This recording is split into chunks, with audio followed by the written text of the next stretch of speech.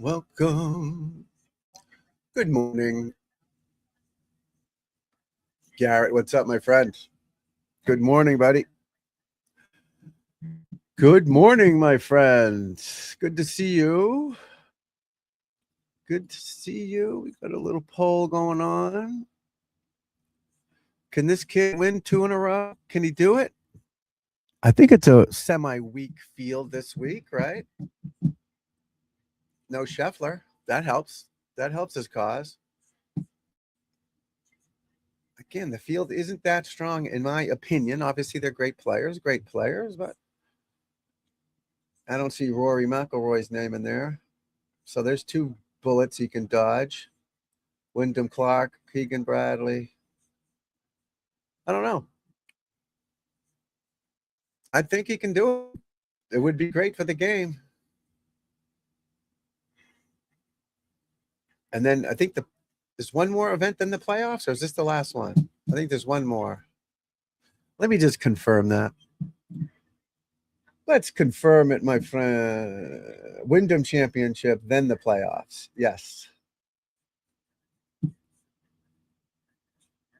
So they don't have to sign up for the Wyndham until Friday at 5 o'clock. So we won't know the full field till then. They don't usually put it out till then. But I don't think either one of those 2 is playing in this Wyndham Championship.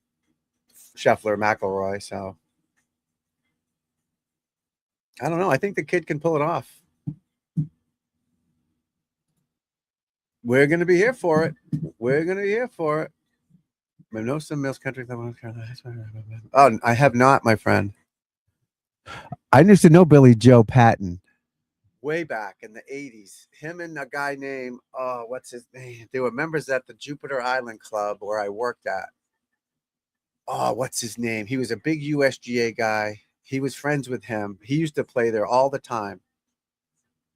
Oh, I can see his face.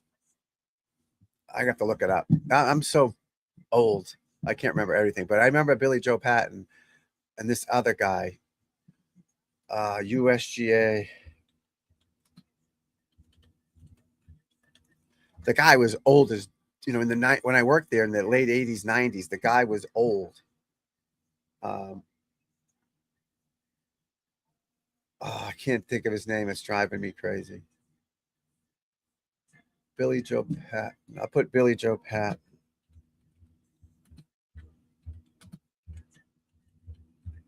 If I say the name, you'll know it. I just can't remember it.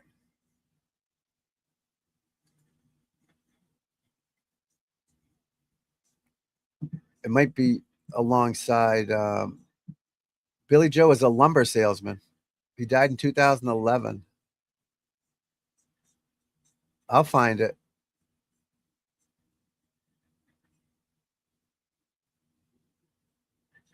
Unfortunately.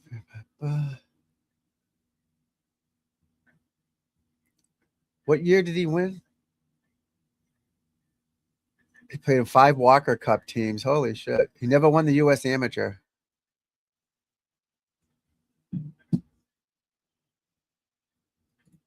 I love looking up stuff like this, buddy.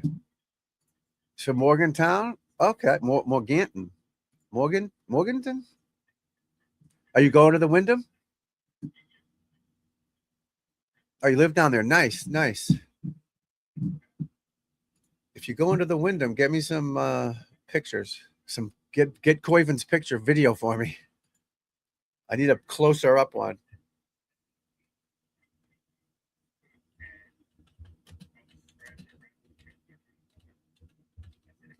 I'm going to find this guy's name because it's driving me nuts. I played a lot with this guy, too. I played with the Bushes, remember there, George, the old one was, but George W., Billy Bush, the guy from Hot Mike's, I played with him. This is back in the late 80s, early 90s.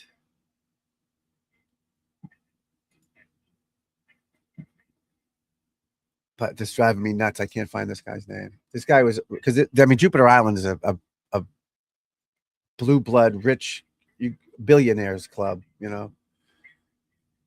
money, the old money club, one of those places. It's like Seminole. It's a sister club of Seminole, which I got to play a million times, which was great. I'm trying to find it.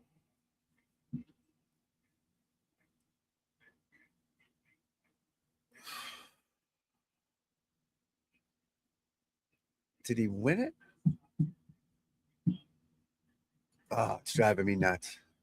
I'll find it.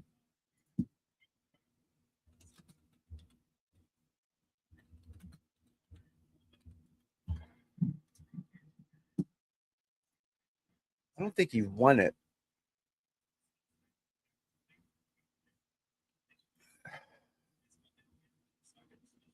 Jack Nicklaus, Herbert Robin, Dean Beeman, Bill Campbell.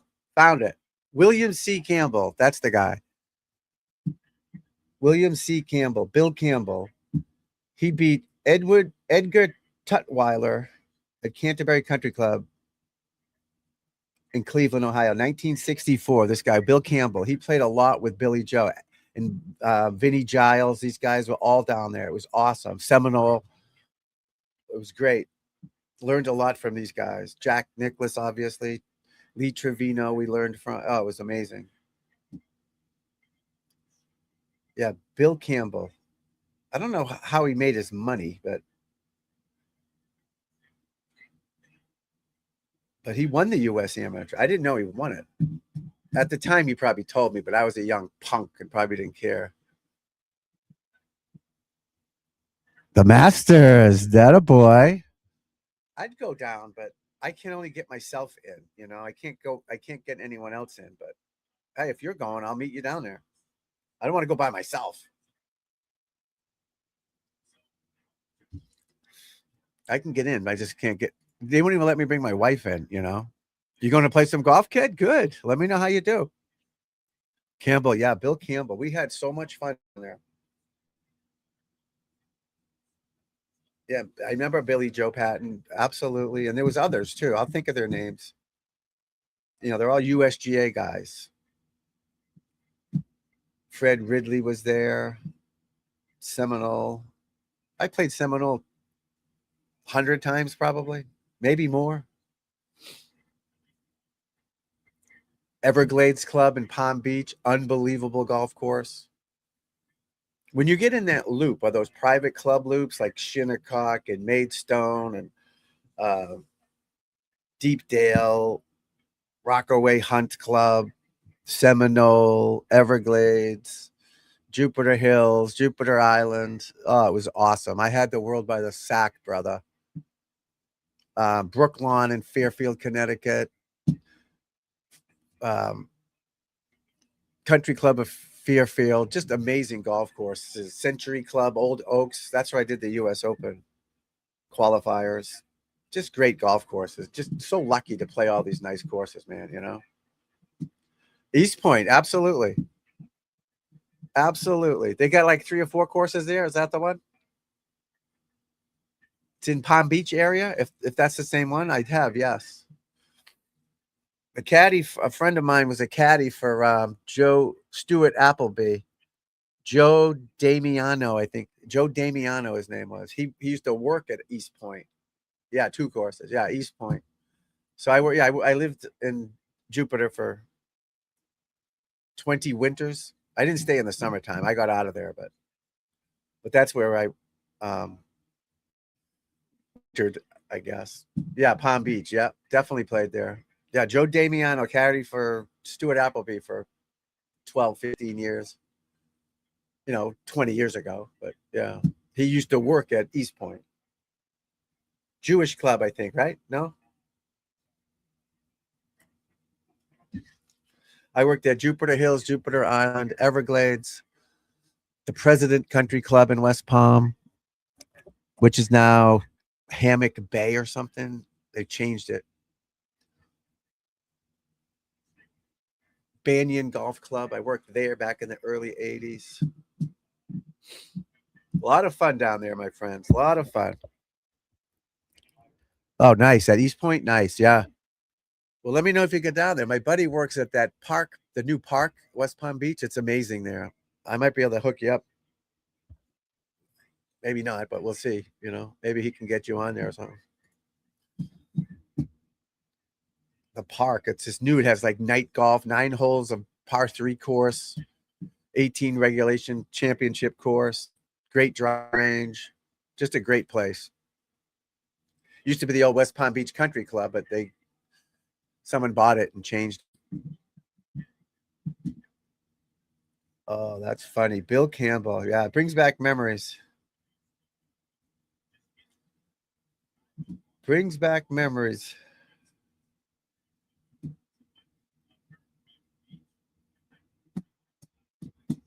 I wonder what he did for money. I got to see what he did for money, because you have to have money to be playing down there, unless he was just America's guest.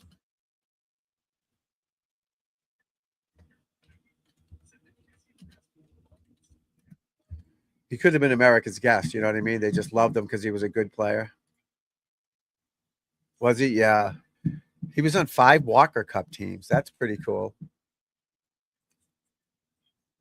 Let's see what my boy Billy Campbell did. He died in 2013. Wow, that's him right there. Shit. And there was a couple other guys. Remsen, I think it was called. There was two brothers. One of them was a great player. Dick Remsen, his name was.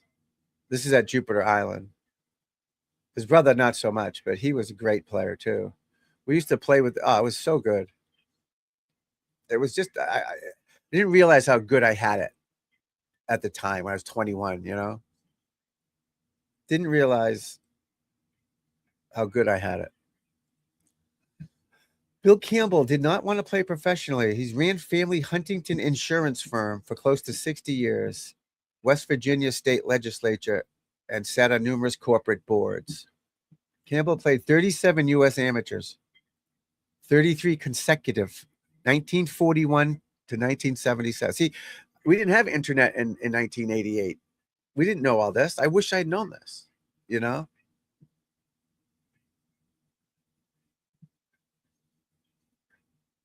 British amateur, Canadian amateur runner-up. He won 3 West Virginia Opens, 4 North and South amateurs, 15 West Virginia amateurs, U.S. senior amateur. Fuck. Finished second in the 1980 Senior Open as an amateur. He played in 19 Masters. Holy shit.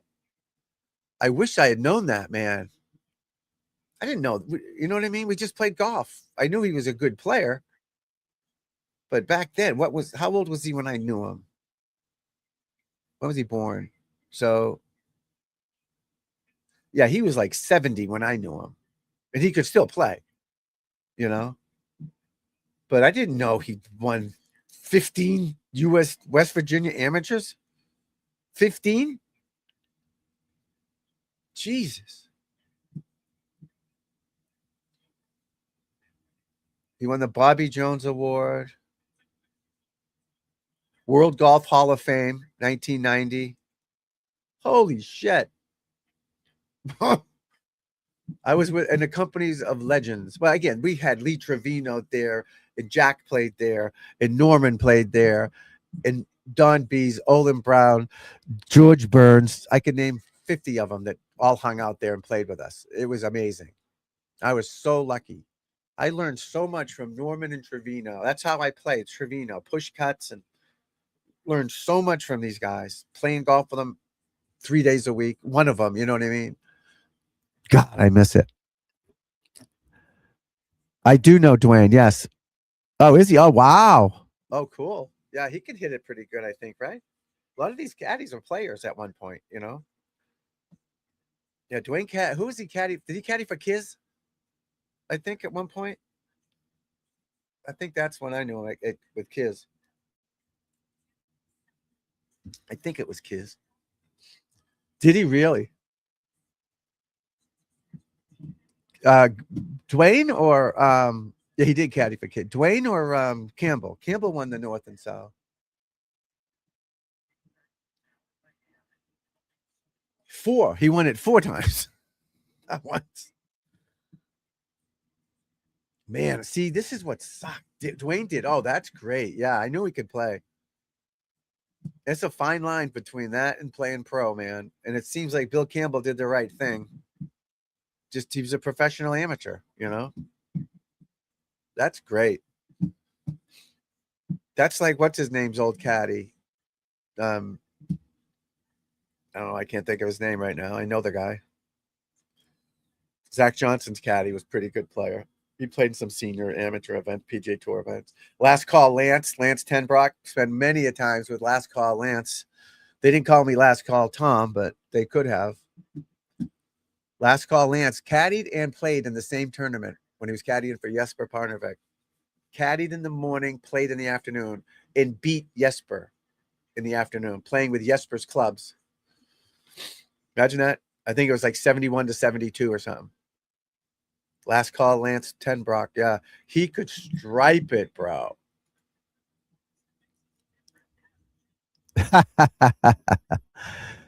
That's what we need, my friend. Yeah. Oh, I had such a good. I really didn't realize how good I had it at the time. And if we had internet and stuff, it would have been way different. I'm playing with Trevino, getting him coffee and hanging out on the range with him like nothing. Didn't even realize. I mean, I learned a lot. It was great, but there was so many pros hanging out there. It was awesome. Awesome. And guys you never heard of. Well, George Burns, he won a couple times. And Olin Brown. There's obviously way more, but he won the Eastern Interscholastic Champion 4 times. Tam O'Shanter World Amateur. Jesus. He won 32 amateur events. Wow. North and South. 1950, he won the West Virginia Open, North and South Amateur, and the West Virginia Amateur. And the Open's playing pros against pros. And there was probably good pros in it back. I'm sure Sam Snead was in that. Right?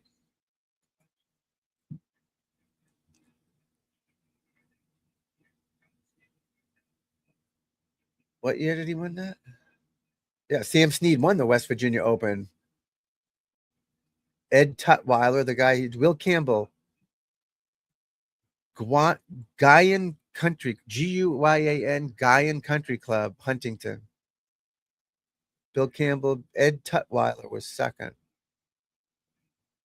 Bill Campbell won it again. He beat Sam Snead by 4 shots. Is that right? Yeah, by 4 shots. Sam Snead second. Imagine that.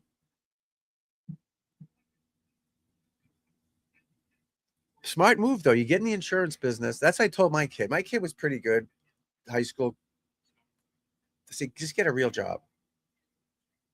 He was no Miles Russell, but the guy could shoot 65. The kid's pretty good. But so just get a real job, buddy, because I tried it and I couldn't do it.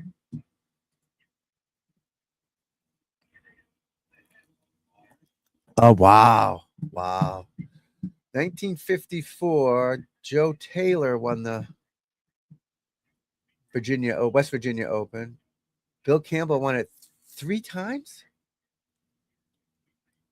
1949, Sam Snead won, then Bill Campbell, then Ed Tutwiler, Sam Snead, Bill Campbell. Jesus, Sam Snead won it 100 times. 12 shots, 11 shots.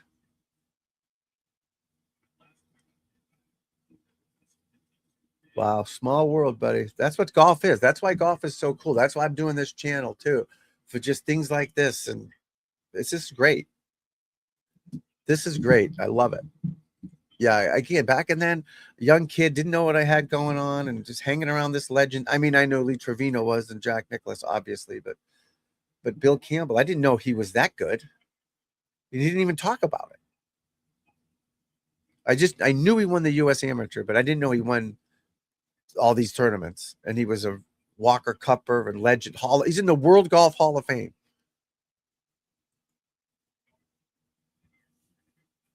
Didn't even know it, and just eating lunch with him, having a BLT on the patio.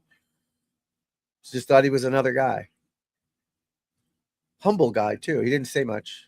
I mean, he helped us with our golf and stuff. He definitely helped the golf swing and how to think, and but he didn't say, "Oh, I won this and that." He didn't, because I would have known that. I knew he won the amateur, but playing 33 U.S. amateurs, that's pretty good. Wow. Love it, kid. Love it. Did he really? I love it. John Daly. John Daly. That's tough. John Daly, whenever John Daly would pull out an iron, everyone would boo him. Boo. Hit the driver. Wow, that's funny. I'm glad we brought this up. We're gonna get some rain up here in north of Boston here in a few minutes, folks.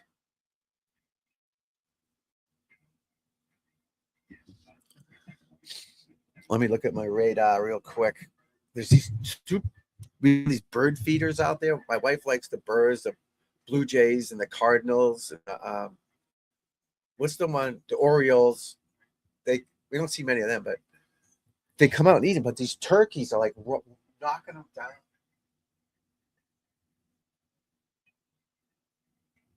These turkeys come out of the woods over there and they knock the seed down. I mean, I don't mind turkeys having a couple here and there, but that shit's expensive. It's just all over the ground. Oh, I didn't look at the radar. Oh, wow. I love it. No, I love it. I'm all for pounding your driver. Obviously, if you got to hit it 400 to clear the water, don't do the driver. I get that. But I hit my driver everywhere, too. I loved it. And I was good at the driver. Absolutely loved it.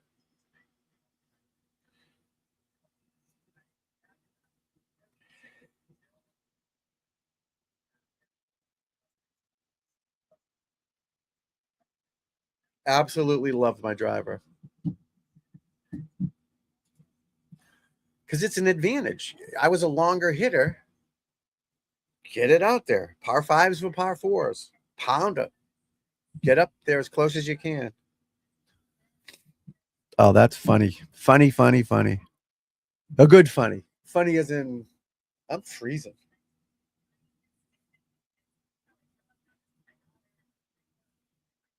Turn this off for a couple minutes. Get some real air here. Hold on.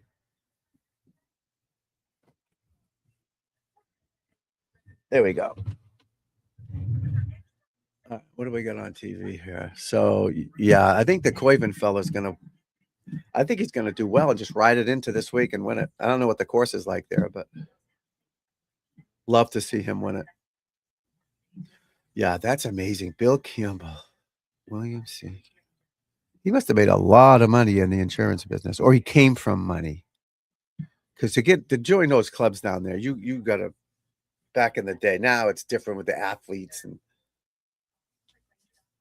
it was a old wasp money. The guy that invented Coca-Cola lived on the 12th hole or something. Literally, the guy that invented Coca-Cola, he's probably 100. he was there. Crazy, crazy money down there.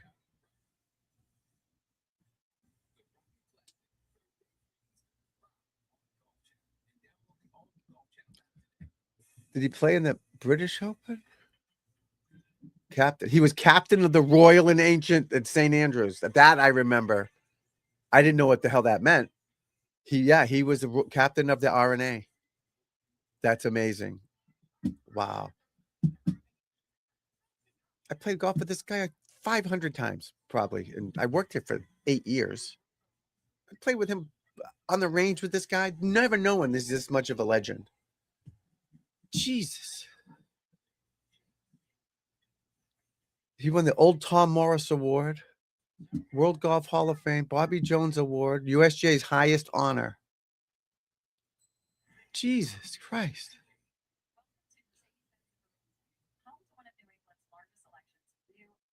And he beat the fellow West Virginian, Ed Tutwiler, in the U.S. Amateur.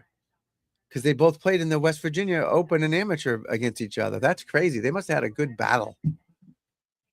That's amazing. This guy, Bill Campbell, guys, a guy that when I worked at a club in Florida, a member there, legend in the amateur golf in the United States, and apparently overseas too in the R&A.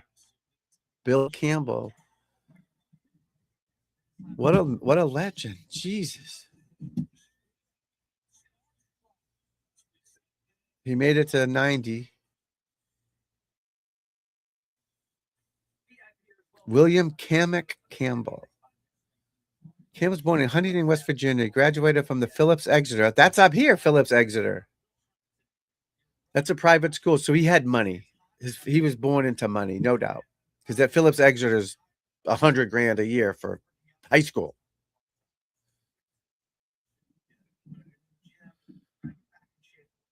Big money. Phillips Exeter is in right up the street. Exeter, New Hampshire, right up the road. There's one in Massachusetts too. In Andover, Mass, not too far from where I live. So he went from West Virginia to Phillips Exeter, which is again super expensive. Maybe not back then, but it's still a private boarding school. He went to Princeton. He was in the U.S. Army in World War II. Jesus. He was a swimming star at Princeton, golf and swimming. Wow. West Virginia State Legislature. I feel like a bum. I've never done anything.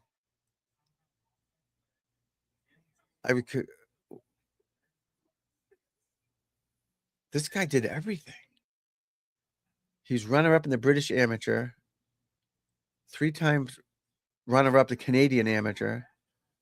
He won 3 West Virginia Opens, 4 North and South Amateurs, 15 West Virginia Amateurs, U.S. Senior Amateur, 79 and 80. Finished second in the U.S. Senior Open in 80. Qualified for 19 Masters. Played in 18 of them. He missed one for some reason. 15 U.S. Opens.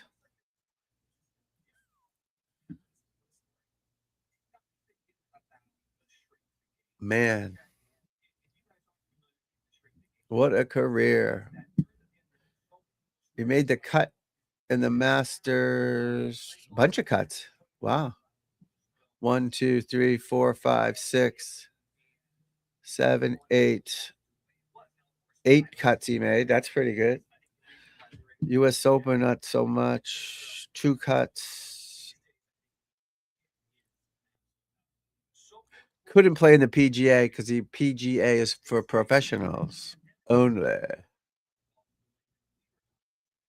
Never played in the British Open, nor the PGA, of course, because he wasn't eligible as an amateur. So he's eligible for the British Open. He probably just couldn't get over there. Back then, you had to take like a yacht, a steamship, or something like Titanic. I wouldn't go either.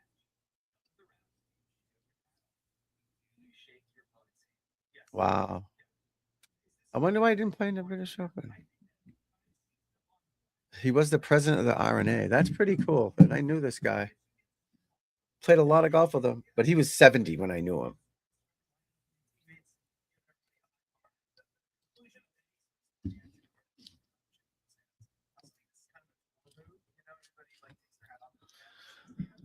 Huh. Well, isn't that a fun fact for the day, folks? Fun fact for the day. We got your basic rocket mortgage rocket championship coming up this week. Will Campbell. Will our boy Jackson Coyven win back-to-back? Can it happen? Can he do it? What time is he playing? 7:30 a.m. tomorrow morning. 7:30 a.m. tomorrow morning. Who's he playing with? He's going off number 10 with Wyndham Clark and Keegan Bradley. So he just moved up into the big leagues. So as a former winner or a winner, former winner, obviously, you get in a different category with tee times. You're just a schmo, you go last, you play with other schmoes. You don't get the good tee times, you don't get the good players. Now he's got two major winners he's playing with tomorrow. Jumped right up into the big leagues. You know, so if you go to look at the last guys teeing off, they're going to be Monday qualifiers: Patrick Wilkes, Kyler, Free Kang, John Vanderlaan. The best players don't go last, ever. Always Monday qualifiers, sponsors exemptions.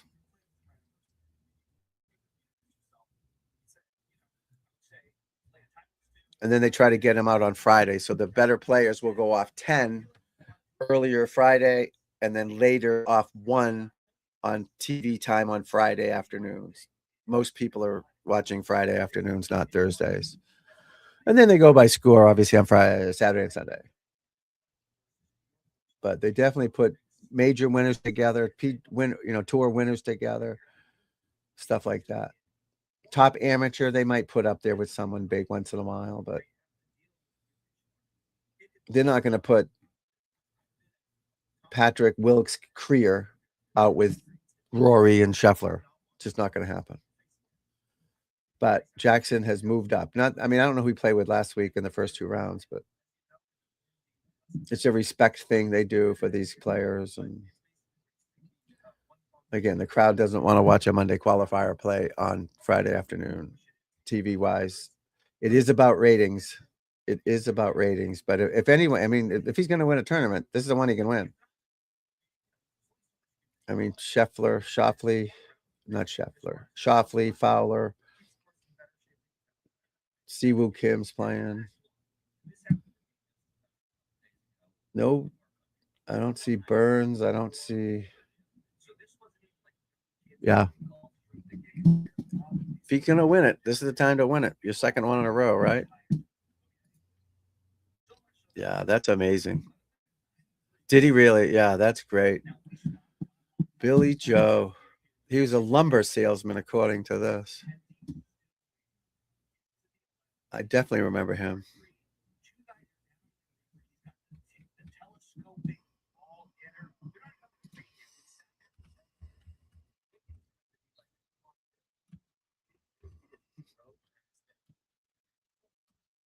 Now I'm getting hot.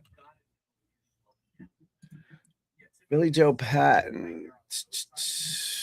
He won Carolina's amateur, Carolina's open, North and South amateur, Carolina's amateur, Southern amateur, Azalea Invitational, Carolina's amateur, North and South, North Carolina, South and Jesus. He was inducted to the North Carolina Sports Hall of Fame. He was into Wake Forest Sports Hall of Fame, Southern Golf Association Hall of Fame, Bobby Jones Award. Masters 1954. What does LA mean? Low amateur. Third and 54. He was a low amateur twice in the Masters, twice at the Open. He didn't play in the British Open either.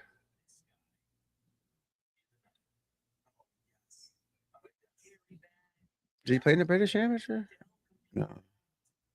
Walker Cup. 1, 2, 3, 4, 5, 6. Oh, he's a non-playing captain. So he played in 5, captained one of them. America's Cup. 1, 2, 3, 4. I don't know what that is, but he played in 4 of them. Wow, what a legend. American golfer, best known for almost winning the Masters. Morganton. Is that how you say it? Morganton?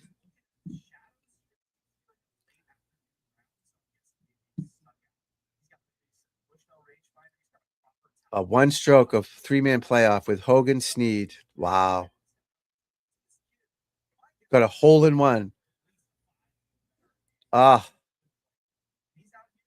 He doubled 13 when he tried to reach the green in 2 and put it into Race Creek.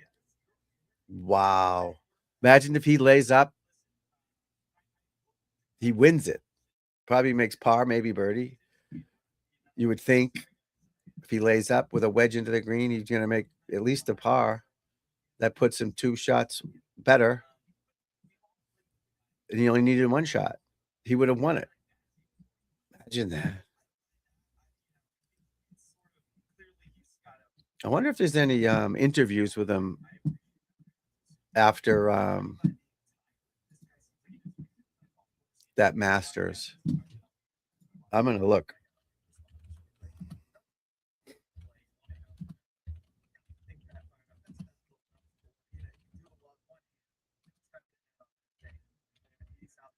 Let's see. I think there's a video. Most adventurous golfer in history.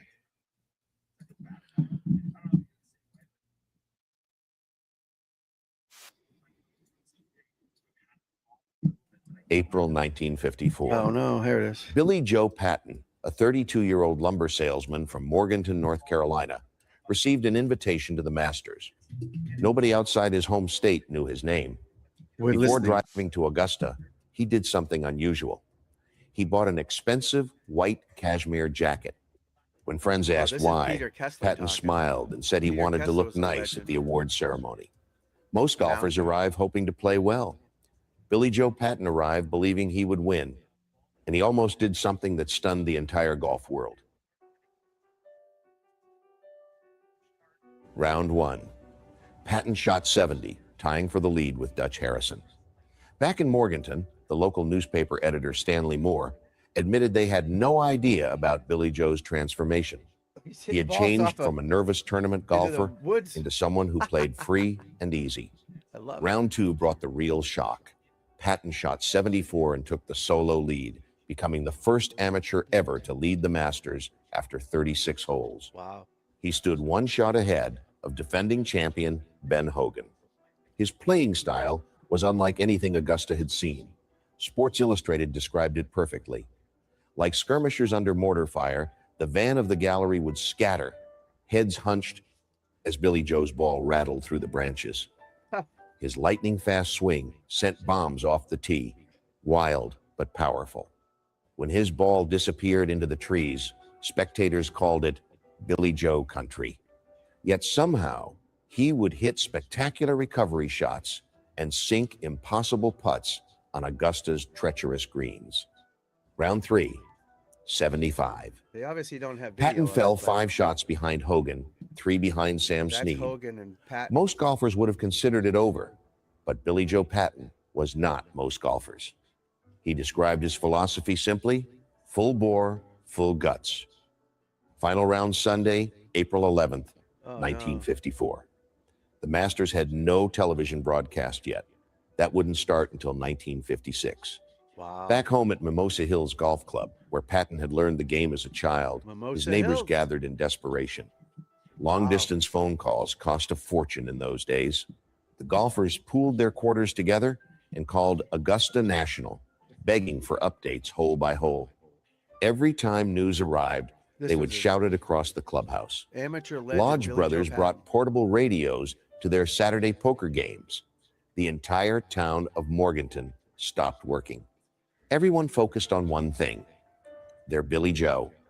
Meanwhile, at Augusta, Patton bogeyed the first hole, but he birdied the second to begin his comeback.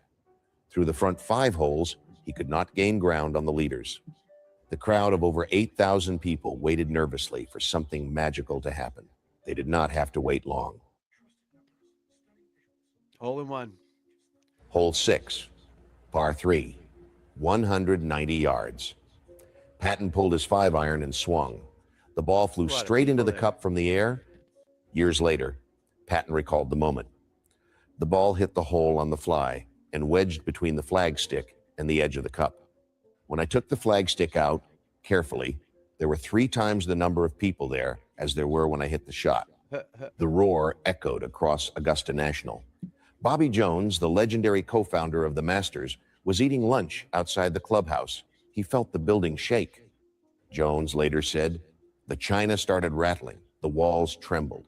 I had to go out on the porch to see what Billy Joe had done now." In Morganton, pandemonium erupted when the news arrived through crackling phone lines. People screamed and hugged strangers. But Patton was not finished. He birdied the 8th hole, then the 9th. His front nine score, 32, tying the Masters 9-hole record for amateurs. Wow. After 9 holes, Patton stood tied with Ben Hogan at 1 under par. After the 11th hole, he was leading by 1 shot. The crowd of more than 8,000 abandoned Hogan and Snead to follow the amateur. Spectators were witnessing something impossible. No amateur had ever won the Masters. But for a brief, glorious moment on that Sunday afternoon, it seemed like Billy Joe Patton just might do it. Hole 13, par 5, Amen Corner. Patton still led the Masters. His tee shot was perfect. He stood 225 yards from the green with Rays Creek lying in wait.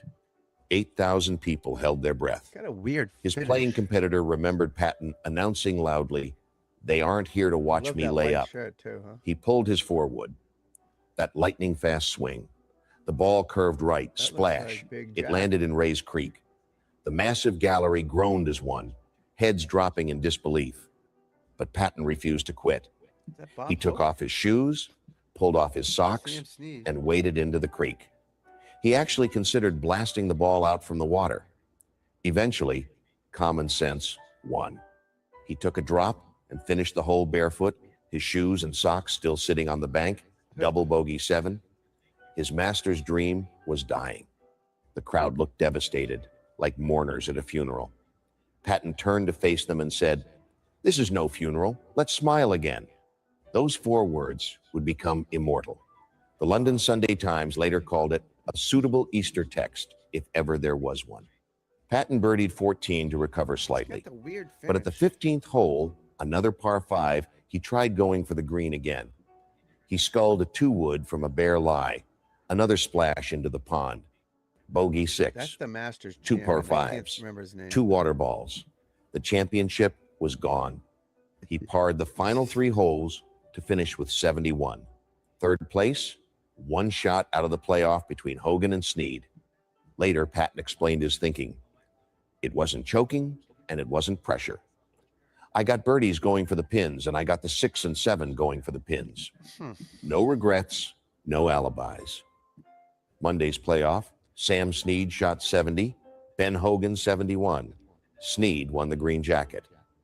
But at Sunday's ceremony, Billy Joe Patton was the star everyone wanted to see. He wore that white cashmere jacket he had bought before the tournament. He stood between Hogan and Snead, the 2 greatest golfers alive. Bobby Jones presented him the Low Amateur Award. Jones spoke to the crowd. If anyone ever created a stir in golf, he did. He has no cause for regret because he finished 1 stroke behind the 2 greatest golfers in the world. Sam Snead, the champion himself, turned to Patton and said, "Billy Joe, you nearly got the whole turkey." There was no condescension in their voices, only respect and admiration. Patton addressed the gallery about his decisions at 13 and 15. "I don't feel bad about that 6 at 15, and I don't feel bad about that 7 at 13. I left Morganton with my mind made up. I was going for it 72 times if I had the opportunity." The crowd gave him a standing ovation. He had lost the tournament, but he had won something far more valuable, the respect of the entire golf world. After the Masters, Billy Joe Patton became an instant national celebrity. President Dwight Eisenhower, an avid golfer himself, took notice. He invited Patton to play at Burning Tree Club near Washington. They played together multiple times over the years. 1 round produced a story that became legendary. Hole 18 at Burning Tree. Patton hit his typical wild tee shot into the deep rough. His recovery shot went worse, flying behind a maintenance garage. He told Sports Illustrated what happened next. "I hit it behind a garage where they keep tractors, and then through a parking lot. The ball flew everywhere. Garage, parking lot, around obstacles. When Patton finally appeared on the green, President Eisenhower had completely lost track of him. Confused, the president asked, "Billy Joe, is that your first or second ball?" Patton smiled. Just stop it for 1 second. This is Billy Joe Patton, legendary amateur out of Morganton. Was it North Carolina?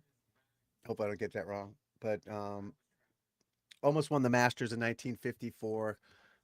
Made a hole in one in the final round, and then went for in two. If you know the Masters, 13 and 15 are par fives. They're normally reachable birdie holes for the pros and amateurs, obviously. He hit in the creek and he made a double bogey, and he lost. Missed the playoff by one shot. So this is who we're watching. Billy Joe Patton, excuse me, Patton. Um, it's got a few minutes left. We'll finish it up. But Garrett in the chat here, he's from this hometown, and this guy's a legend where he lives. So we figured we'd show it. Why not? We're gonna show more too. That's another thing we're gonna have on the show is history of golf. The legends of the game, like this guy Bill Campbell that I knew back in the late '80s. I didn't realize he was a legend in the game. I mean, I knew he won the U.S. Amateur, but I didn't realize how good this guy was. He played in 15 Masters. Right. Let's finish this up. And replied, "I'm only playing one ball, Mr. President. You just think it's two because I'm hitting it a lot."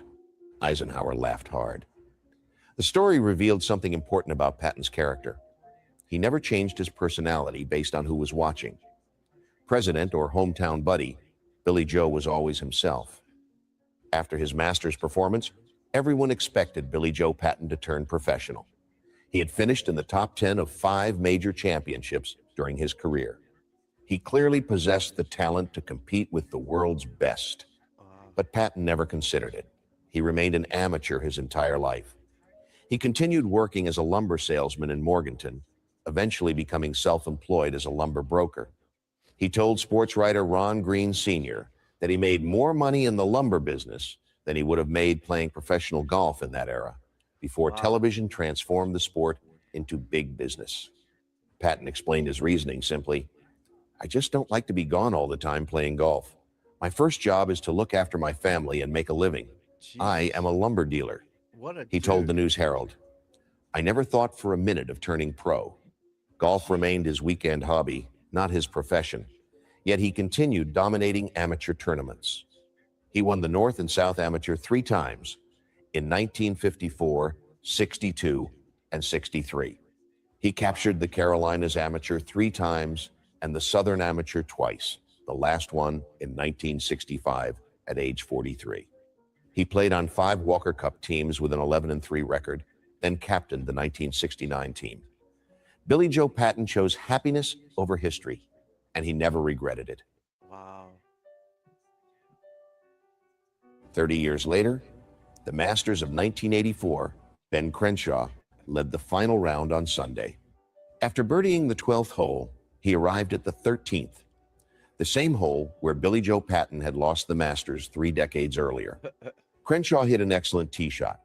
He faced the same agonizing decision Patton had faced: go for the green in 2 or lay up safely.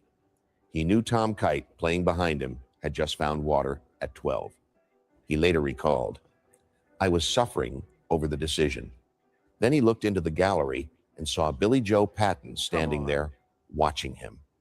Crenshaw, a devoted student of golf history, instantly remembered the 1954 story.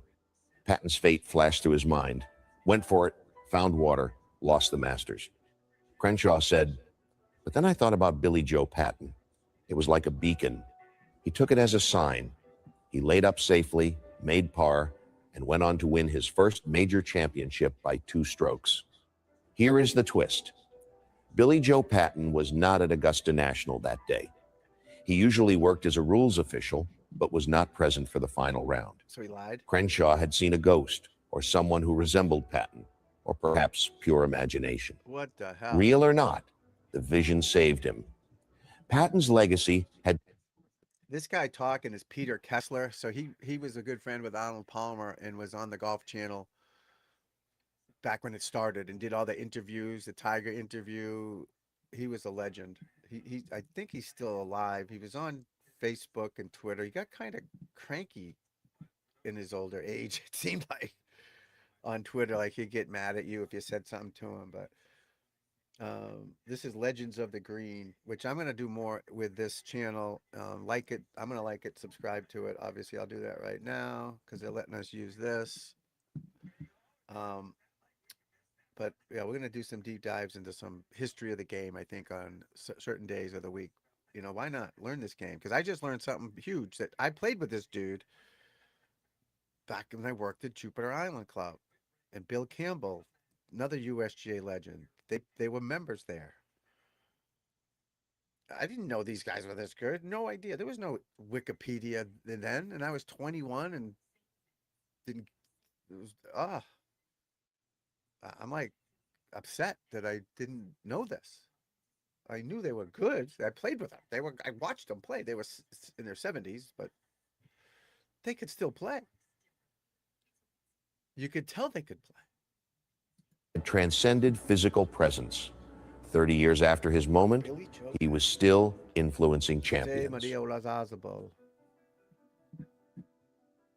Patton continued playing into his senior years, winning the Carolinas Senior Amateur in 1979 and 81. He served golf extensively, joining the USGA Executive Committee in 1983 and serving as president of the Carolinas Golf Association. He worked many years as a rules official at the Masters. In 1982, he received the Bob Jones Award, the USGA's highest honor for sportsmanship. I don't know if yours is Multiple halls of My fame inducted him. volumes are breaking up. The North Carolina Amateur Winners Trophy now bears his name. He remained in Morganton his entire life. On January 1st, 2011, he died at age 88. 7 years before his death, a reporter asked about 1954 and not winning the Masters. Patton smiled and said, "You know what? I was better off not winning it. I've lived a very happy life." Ron Green Sr. spoke at his funeral. In 50 years of writing sports, he was my favorite person I ever covered. He was all class. Billy Joe Patton proved you can become legendary without championships. He showed that adventure matters more than safety, and joy matters more than victory. The most adventurous amateur in history who stunned two legends and lived without a single regret. That's who I remember. That's the guy I played with right there. Wow. Garrett, I don't know if you're still here, but that was great, buddy. That was great. What a legend. And that's this guy, Bill Campbell, that was, where'd I go? Where'd I go? Come on, TJ. There we go. Yeah, what a legend, huh? It's amazing, like, that we don't realize. I mean, these guys, I played with these guys. I'm a nobody in the game of golf.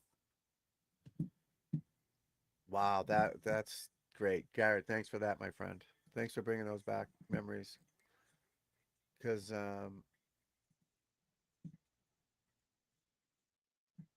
we gotta forget that. I mean, forget the past. These guys, there was no money in the pros back then. These guys had jobs in the 50s, and the PGA of America had a touring division, which is now the PGA Tour. It's two separate companies. They broke off in '68, but at the time they were club pros. So a lot of the guys would, in the summertime, would in the north would give lessons and play in local little events, but work at the club, run the club. And then in the winters, they'd go to Florida or Arizona, Palm Springs, and play in tournaments. And then they said, wait a second, why don't we keep this going? And it slowly got bigger and bigger. Then they'd play in state opens, Massachusetts Open, West Virginia Open. They still have these tournaments today, but they're not touring pro playing them. They're mini tour guys like myself. Guys hoping to get to the tour.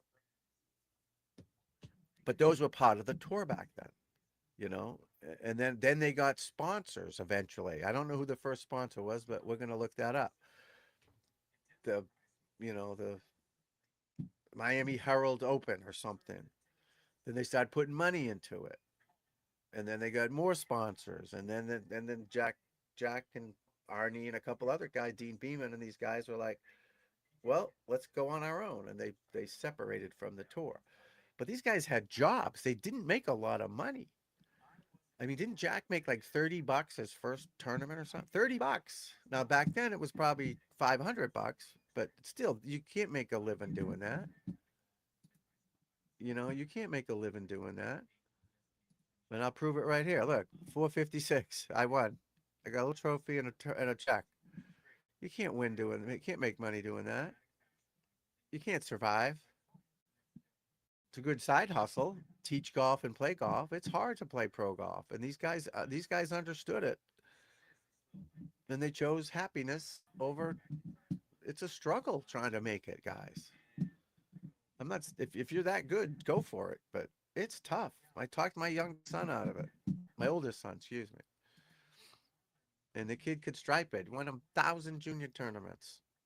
Not 1,000, maybe 150. And he can Watch stripe this, it. people. Well, Watch this kid pound it. up there and pound it. The kid could play. Now he's got a great job with the Lakers, and he's doing great. And he still plays golf. He doesn't play like these guys. He's not into it as much like these guys are, but he still plays and enjoys it. Can stripe it. But he's happy. He's happy. Pro golf is tough. Even this Jackson Coiven kid, and I know I got that poll up there. Can he win and all this stuff?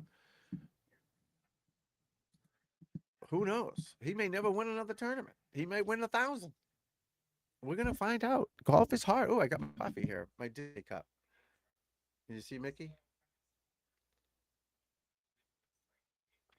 Oh, it's cold as shit. Gross. Gross. You know, but the legends of the game. Who out there has heard of Billy Joe Patton?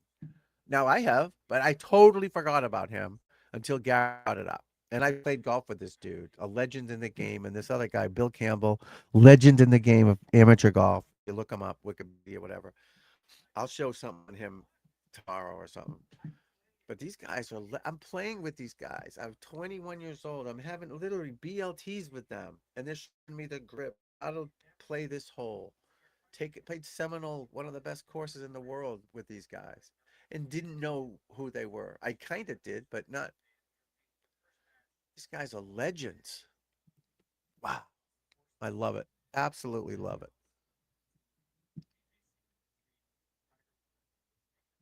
Absolutely love it. And that's the history of the game. And that's I'm gonna look at their channel a little bit more. Legends of the Green. Hopefully they don't get mad at me for showing that. I did subscribe. Everyone go subscribe to them if you would to show them we love them. What destroyed him? That one night. Drama of Jan Stevenson. How a golf lost her thing. Greg Norman. Wow, these guys are this is a good channel. This is a good channel. Hopefully they don't get mad at me. YouTube. I might send him an email. Channel dedicated to celebrating golf's greatest legends. Discover the journey's triumphs. Wow. Pretty cool. Why hate him? The drama of Stuart Sink. How he became golf. This just started? Where are all the rest of the videos?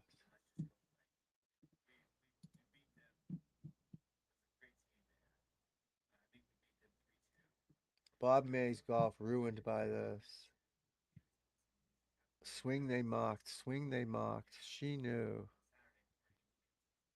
What ruined him? Swing they mocked. Wow. I might have to get this guy on here. Like get him on live. And chat with him. They have an email? YouTube, United States, 250. Wow, that's great. It's good to know the history of the game if you love golf and know that stuff. I mean, it depends on how old you are, you know. Obviously, Tiger Woods is history to some kids now, you know, or Jack Nicklaus and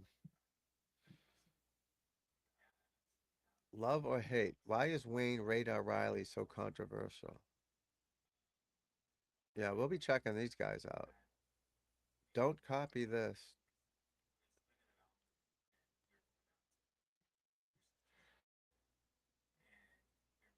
Where did he go? What really happened to Rich Bean? Jesus. I like this channel. I would have never found this channel if I didn't look for this, the history of the Billy Joe Patton guy. This is great.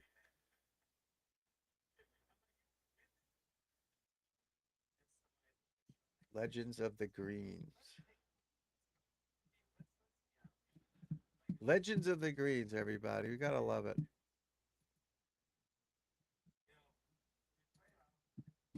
It's good stuff. Good stuff. But the Rocket Mortgage, Rocket Chat, whatever it's called, Rocket Classic, it starts tomorrow.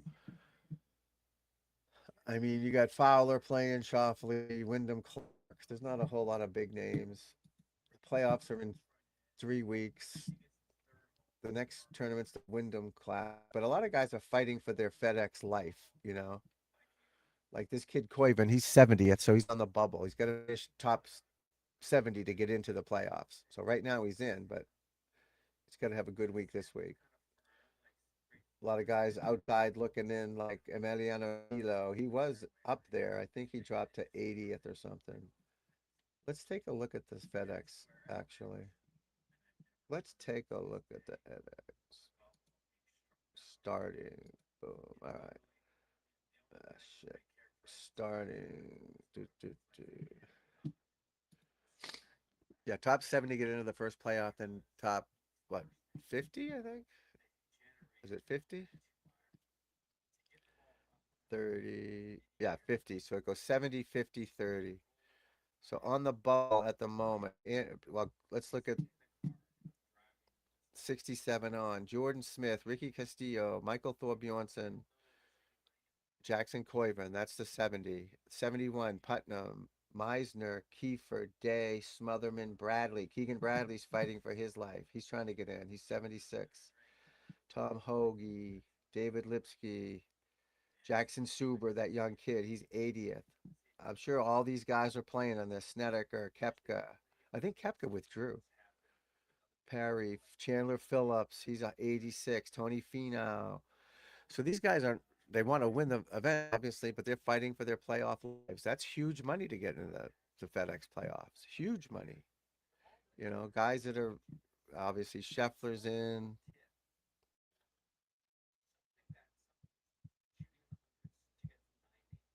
Where's the points? Fitzpatrick, Clark, Young, Camry, blah, blah, blah. Fleetwood, Oberg, Aberg, McElroy's. McElroy's 11th.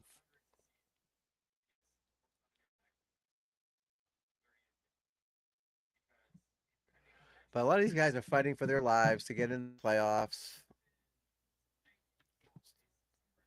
It's like the old NASCAR Winston Cup. You know, they were trying to play season-long events. So you win one tournament, great, but who wins the FedEx Cup is supposedly the best player in the world. I don't think really golfers care about like who won the FedEx Cup. I really don't think they matter. They just watch every week as an individual thing and see who won. I don't think FedEx Cup landed what they thought it would do. You know, who won it last year? Tommy Fleetwood, right? Um, yeah, Tommy Fleetwood won it last year. He won the Tour Championship, his only PGA Tour win, and he won the FedEx Cup. So you got to win at the right time too, right? You got to win at the right time. But the average golfer don't care about the FedEx Cup. It's fun to watch the playoffs, I guess. But remember they had that stupid thing where you would start like 8 shots, -10, -8. That was crazy. I don't know if they do it that way anymore. I forget, but I think they just play. Have the last 30 guys play. Whoever wins, wins it. That's what a playoff is. It's like the NFL. If the Chiefs are playing the Bengals, whoever wins wins. You don't get an advantage over it because you had a better season. Just play. If they could do match play somehow, that would be fantastic. And there is a way to do it with 30 players. There is a way to do it. You start Monday and you just go, you have buys for the first, so you'd want what? there's 30. Well, no, don't do 30 players. Do 24 players. 22 players. Have four people or six people get a bye. The 18 play each other. Then you put the buys in, kind of like the college softball teams get buys. Then you seed them in there head to head. I think that'd be the way to do it. And the guy at 24th can win the FedEx Cup if he beats Scheffler, if he beats Fitzpatrick head to head, and he deserves to if he wins. That's a playoff, right? That's a playoff. My opinion, that's a playoff.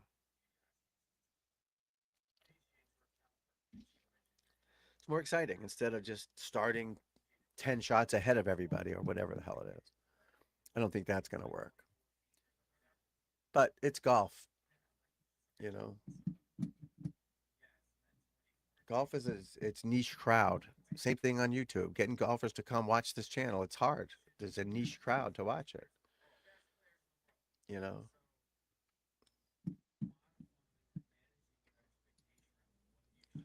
And that's okay. That's what we signed up for. That's what we signed up for, my friends. So, but learning the history of the game from these legends is just amazing. The people you never heard of, they were amateur golfers back in the day. Vinnie Giles, another one. Bill Campbell. I mean, these guys, not Bruce Fleischer. What was his name? Oh, the other guy. I'll find out in two. Jay Siegel. He turned pro as a senior. Jay Siegel was an amateur, won a billion tournaments as an amateur. Who was the other one? What was his name?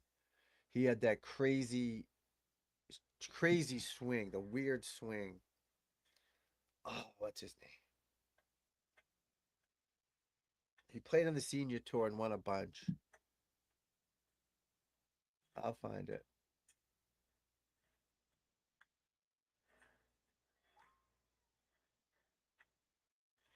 Oh, I can see his name. Not Jay Siegel. I already said Jay Siegel. Nathaniel Crosby, another one. Bing Crosby's kid. Played with him a million times. Zach at Jupiter Hills. He won the U.S. Amateur, 1981. Professional amateur. Rich guy, obviously, but pretty good golfer. What was the guy's name? He was an amateur, and then he went on the Hogan Tour, Nike Tour, whatever it was called at the time. Won a couple of those at like 45, 46, and then at 50, he got in the senior tour.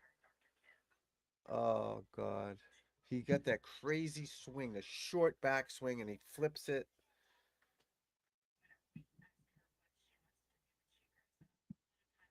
Is it Alan Doyle?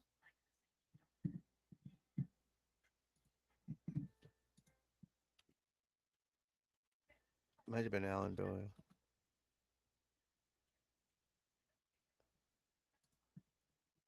Yep, Alan Doyle. That's the guy's name. Yeah, he was an amateur his whole life until he turned late 45. You go on the Hogan Tour was called when we played Nike Tour, Corn Ferry Tour now. Turned pro, won 13 million on the senior tour. Alan Doyle, yeah, crazy golf swing. Took it halfway back, chip shot. He like scooped it. If you watched him, you would think he was a 25 handicapper. Alan Doyle. Alan Doyle, talent, early life. He was born in Woonsocket, Rhode Island, raised in the Boston suburb of Norwood, Massachusetts. That's about 45 minutes from where I am. Catholic Memorial High School in West Roxbury, Mass. Doyle attended Norwich University in Vermont. We'll do a thing on him. This is going to be good, guys. This is going to be fun. Learn some history of the game. He turned professional at age 46. Yeah. And he won 3 times on the Nike Tour, which is the Corn Ferry Tour now.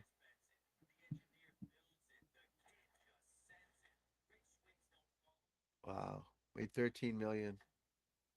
Jesus. Imagine that at 50, you think your life's over. You make 13 million. Doyle owns and operates a Doyle Golf Center driving range in LaGrange, Georgia.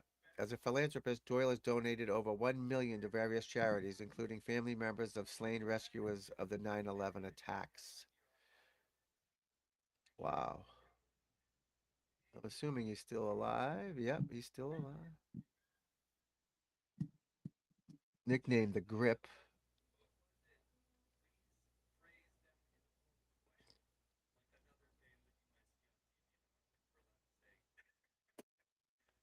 Never played in the Masters, never played in the PGA, played in the US Open 3 times, never played in the Open Championship.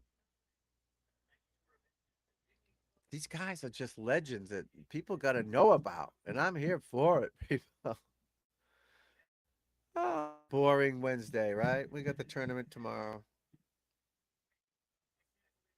Yeah, Alan Doyle, another legend. Jay Siegel.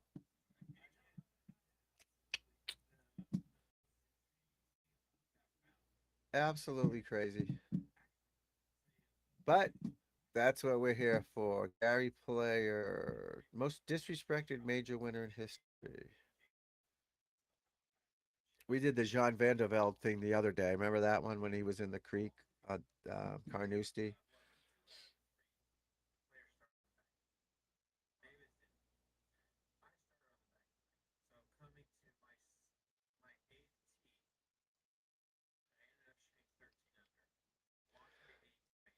Dana Quigley, another one.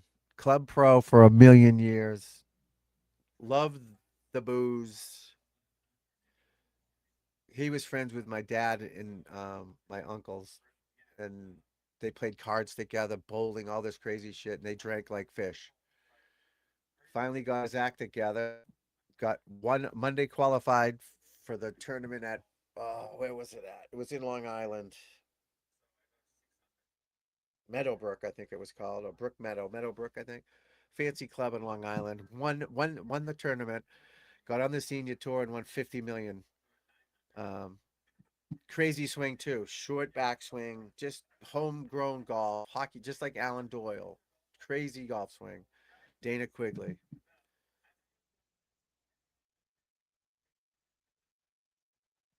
There's so many. It's just forget about them all. You just forget them. Time goes on and you get them. And this channel I found here, Legends of the Green.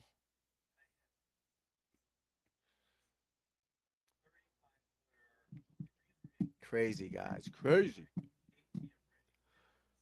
Absolute crazy stuff.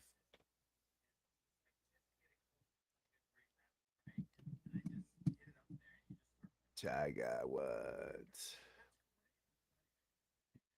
Impossible records.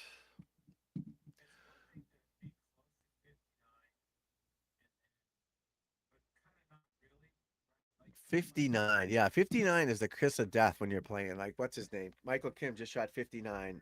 Then he shot a 70 and a 69 afterwards. That's tough to come back from, especially if you're a lower guy like he is. You're not used to the crowds following you and everyone watching you and microphones in your face. Hey, how'd you do? How'd you do? How'd you do? So that's tough. That's tough. Let's get some eye stuff in here, folks.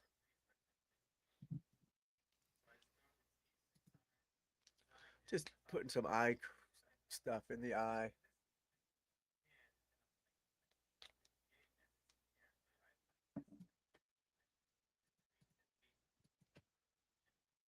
Oh, Nota McGay is on TV talking about he won the Payne Stewart Award for being a nice man. Oh yeah, I gotta look at the radar. I gotta see if these stupid turkeys are out there eating up all the food. Is that a turkey? No turkeys, man. No jive turkeys. No jive turkeys, people.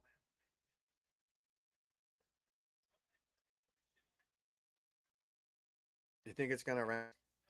Oh, you can't see it because it's green. Oh yeah, it's about to start pouring. Great. Just great. That's all right, folks. That's all right. Nota McGay, he shot 59, almost shot 58. He almost holed out the last shot to shoot to 58, 59. So that's pretty good. All right. All right, this is my boy right here. I get these videos. So this is another one of my man here.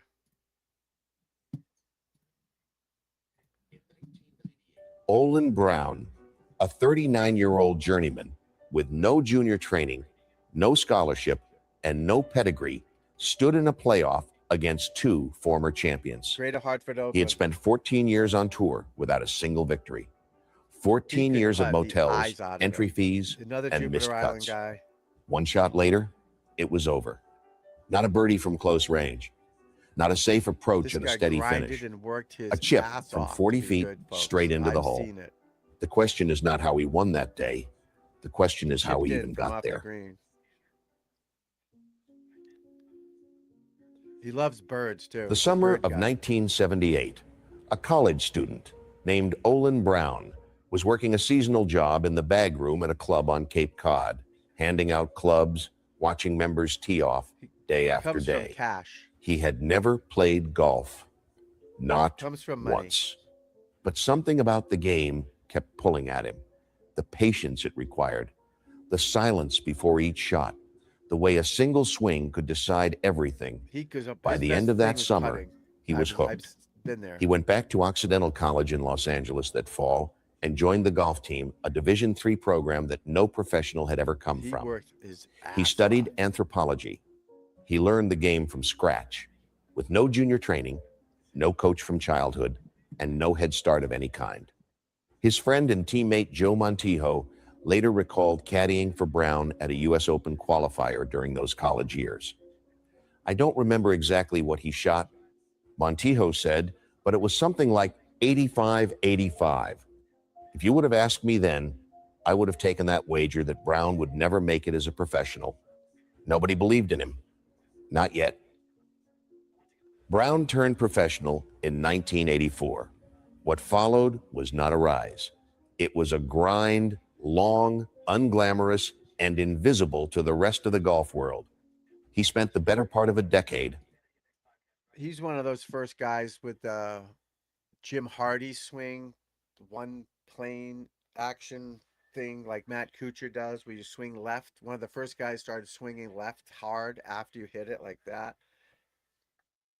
You can see it. He's aiming to the right with his feet. So if you go back a little bit, you can see he's aiming right with his feet compared to his shoulder line. You see it?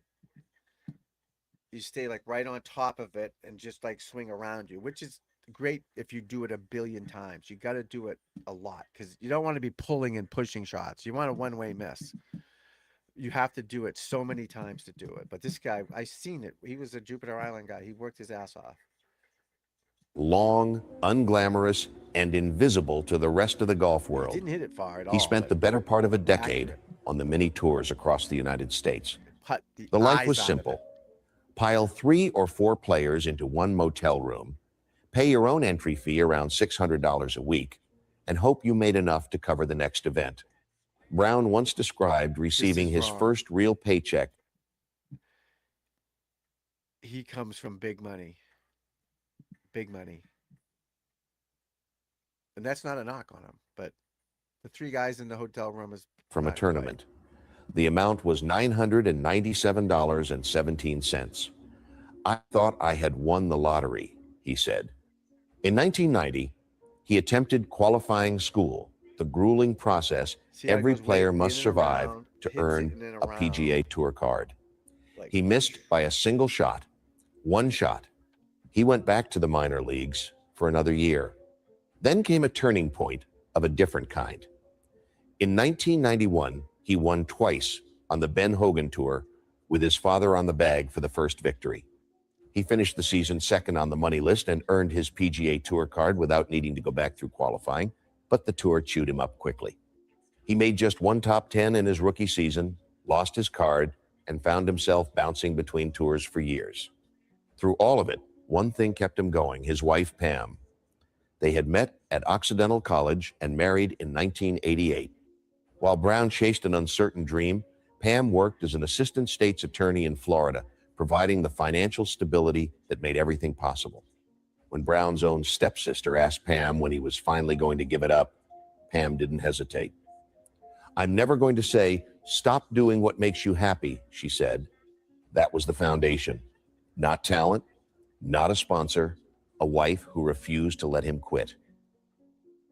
By 1997, Brown had quietly put together 3 top 10 finishes on the PGA Tour the previous season, enough to keep his card, not enough to make anyone pay attention. Then came the 1997 U.S. Open held at Congressional Country Club in Washington, D.C., his hometown, the city where he grew up, where he had... So I did a thing with him at when I was doing the Boston TV show, the sports golf zone it was called. I got to find it. I know I have it somewhere on a cassette, but that station's gone, WB 56 in Boston. But we did a thing with him, my boy Frank Malacote, who now works in TV in San Francisco. He was the sports guy here. We went to the tournament with him, and we did a drill, a golf tip with him. I got to find it, but after he won the Greater Hartford Open, where he chipped in to win it. Never once been considered a golf His first prospect. PGA Tour win. He fired rounds of 71, 71, 69, and 71. Thing I remember the most out of him was putting. He made everything or just missed it when we played together. Short off the tee, short, but could putt the eyes out of it. Tied for 5th. 6 strokes behind champion Ernie Els, but on the leaderboard, visibly for the first time in his career at a major stage. It was not a win, but it changed everything. That result earned him an invitation to the Masters the following spring, the first and only time he would play Augusta National. He missed the cut by 2 strokes, but the experience left a mark. He certainly didn't struggle. Augusta is our golf mecca, Brown said. It has such a history of incredible shots, incredible victories, and agonizing defeats. Standing on the first tee is just an unbelievable feeling. He left Augusta without a score worth mentioning, but something had shifted. Though. Nice guy, good. Brown now knew he could compete at the highest level. The question was whether he could finish the job. The following year, he would get his answer. He chipped it in at the Greater Hartford. July 1998, the Canon Greater Hartford Open at TPC River Highlands in Connecticut. Brown had been a professional golfer for 14 years. He had never won on the PGA Tour. He closed the final round with a 67, good enough to force a 3-way playoff. Standing beside him were Stuart Sink, the defending champion, and Larry Mize, the 1987 Masters champion. 2 players with credentials. 1 player with nothing but 14 years of trying. The playoff went to the first extra hole. Brown's ball sat 40 feet from the cup, not an ideal position, not a guaranteed up and down, not the kind of shot that wins tournaments. He took his stance, read the ground, and swung. The ball rolled across the green and disappeared into the hole. A chip-in birdie on the first playoff hole against 2 former champions. Pam was watching from the gallery with their 2 young children. Years later, we wanted him to recreate it and show that chip shot.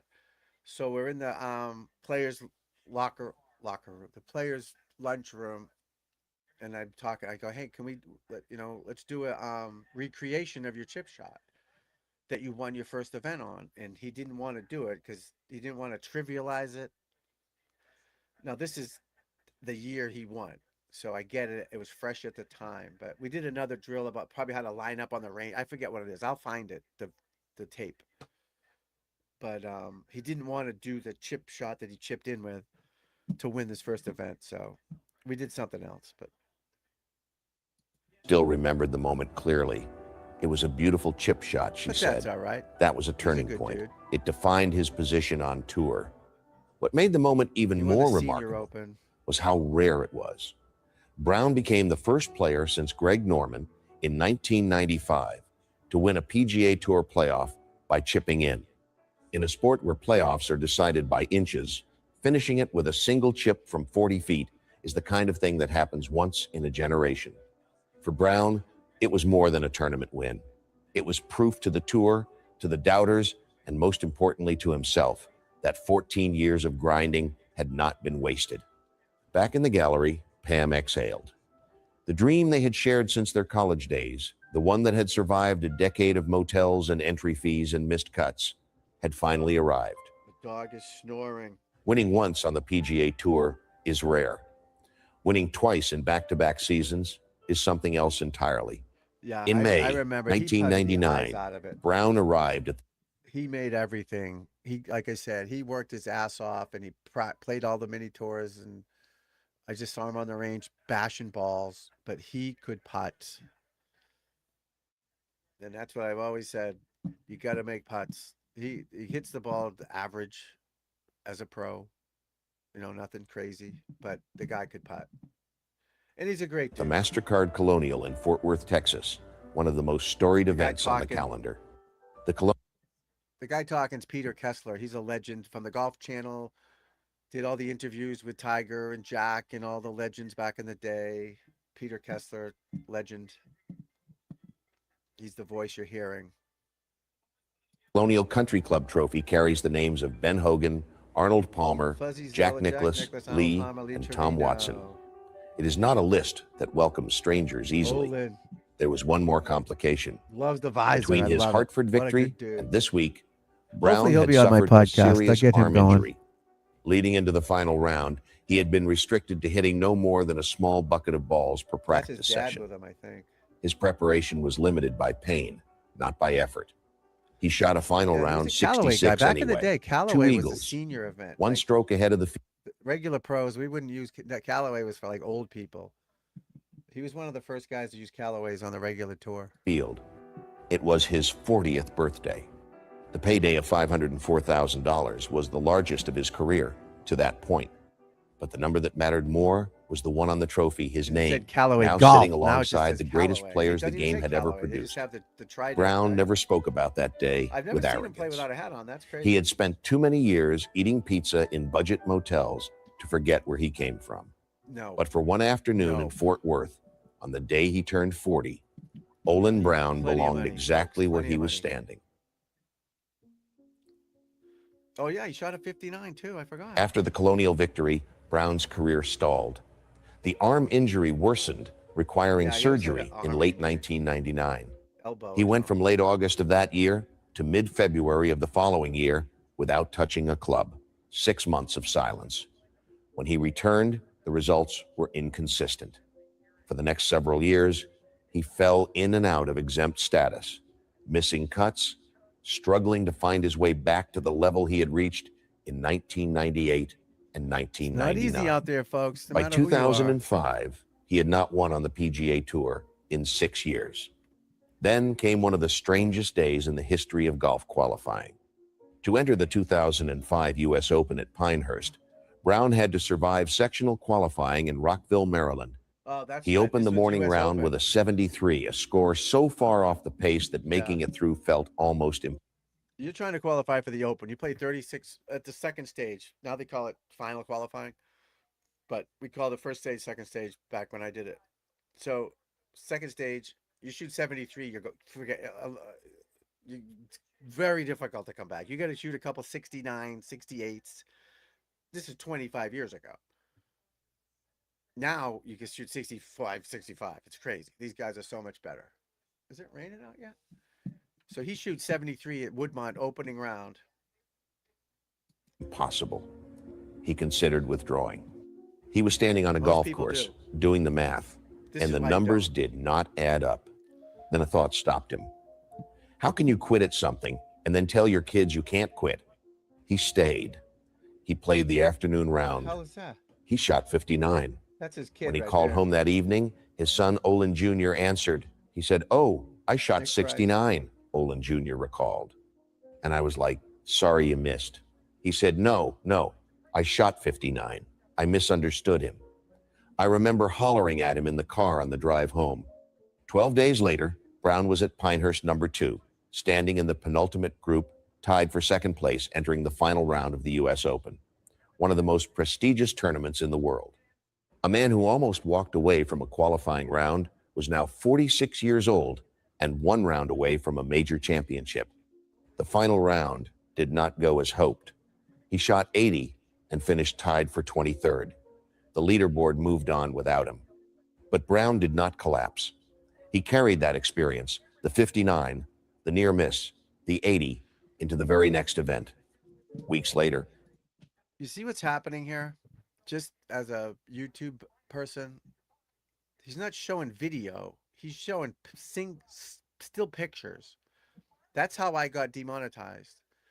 I would show the golf video from the tour channel or whatever, and the tour got pissed off at me and told YouTube, and YouTube demonetized me. This guy here is a legend in the game from the Golf Channel, Peter Kessler, that's talking. These are all still pictures. There's no video. He's not showing him chipping in at the Greater Hartford Open to win it or to shoot. The videos are there. So you're just seeing single pictures. It's just more of an essay, a verbal essay of Peter Kessler, who is a legend. You know what I mean? But that's how I got in trouble, for showing the video. But I guess you can show still pictures. I don't know. He's getting these from somewhere. But I digress. Back to the Olin Brown, one of my buddies. Stories. he won the Deutsche Bank Championship, his third PGA Tour title, earning $990,000 and the PGA Tour Comeback Player of the Year award. There are days when you do a lot of things right and you end up empty-handed, Brown said. I can't explain it. He didn't need to. The result spoke for itself. Winning the Deutsche Bank Championship did more than add a trophy to Brown's collection. Deutsche Bank. It solved a problem that had quietly followed him for years. On the PGA Tour, players without full exempt status must apply, sometimes literally write letters to tournament directors requesting sponsor exemptions just to compete. Beg for a spot. Every week without a guaranteed spot is a week spent waiting for someone else to say yes. It is a humbling position for any professional, let alone one who had already lifted the trophy on the PGA Tour. The Deutsche Bank victory changed that. It granted Brown exempt status for 2 full seasons, meaning he no longer had to ask permission to play. It's a tremendous relief not to have to write letters, he said after the win. That single sentence captured something no statistics could. It was not the language of a champion celebrating glory. It was the language of a man who had spent years on the outside, knocking on doors, and had finally been handed a key. Of course you got to win. The Hey, PGA Lefty, Tour what's named up, him buddy? Comeback Player of the Year No, that's for Peter 2005. Kessler. That's a real guy. The same season he had He was nearly the voice walked of the off a Golf qualifying Channel back in course the after shooting 73 in 90s. the morning. From that moment Peter to a Kessler. tour victory and a season earnings figure of over $2 million, all within the same calendar year. Definitely. At 46, Olin Brown was not finished. No, that's a real person. He was, in Peter many Kessler, ways, yeah. just getting started. Absolutely a real man. Absolutely. There is a detail about Olin Brown that almost no profile mentions. It doesn't say When his he name and on Pam it, were but I know young, Peter still Kessler. dating, That's definitely still him. dreaming, they used to visit a worn-down par 3 course near their home. Nothing fancy, just a small patch of grass and a bag of clubs. And they would talk about what it might feel like to one day win a national championship. That conversation happened roughly 30 years before July 2011. Brown arrived. And the name of that par 3 used to be called Golf World 76. It's just north. So Jupiter Island is in Hope Sound, Florida, just north of Jupiter. It's like Palm Beach, Jupiter Island. But up north in Stuart, Florida, on the mainland, it was a par 3 course that he's talking about. We used to go there all the time. It was nuts. To be all the holes were like 75 yards or less, maybe a couple 100-yard holes here and there, but you drink some beers and you just practice. They had lights at night. It was great. That's what he's talking about. Arrived at Inverness Club in Toledo, Ohio for the U.S. Senior Open. I played.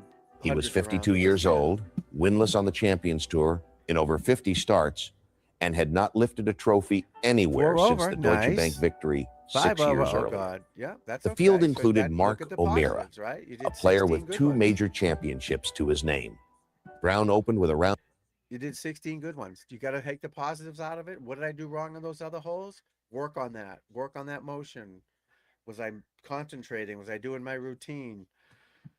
That's how you got to do it. But at least you played 16 good holes. That's pretty good. Of 64, tying the tournament record.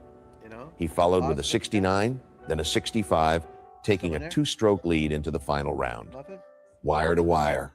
No one had led this particular championship from start to finish since Dale Douglas had done it in 1986. The final round was not clean. Brown struggled on the front 9, his nerves visible. Lefties A bogey on the back fire. nine briefly tied the match. Love it. But Absolutely O'Meara, love it, playing my friend. alongside him, blinked first. On the Mark par 4 O'Meara. 13th Remember hole, Mark O'Meara's O'Meara? drive found trouble behind a tree. His recovery struck another tree. His chip rolled well past the hole. Olin Gazzini. Bogey. The lead was Brown's again. He played the final hole with the kind of calm that only comes from having survived everything the game can throw at a person. Drive into the first cut of rough. All right, that's Wedge gonna onto the happen to green. you. Ball So you safely shot- below the hole. He struck the ball and watched You it shot roll 5 into the over center last of the cup from 30 feet, his most memorable shot by his own account. All right, This goes 9 back a overs, long way 81, for us, Not bad. Brown said got some afterward, work to do. speaking about himself and Pam. It's O'Meara, just a couple holes, gracious man, in here and defeat, there. So offered keep his at it. own That's how you assessment. got to look at it. It's just This is a couple holes huge here and there. victory I'm gonna for keep him, grinding, he said. Keep working on my It is a swing, major Keep working on my recovery shots and keep grinding. That's what it takes. This game is you're gonna lose more than you win, unfortunately. But that's why you've got to take the positives. All right, 16 good holes. All right, I effed up those holes. I'm gonna work on not effing up those holes anymore. You know. championship.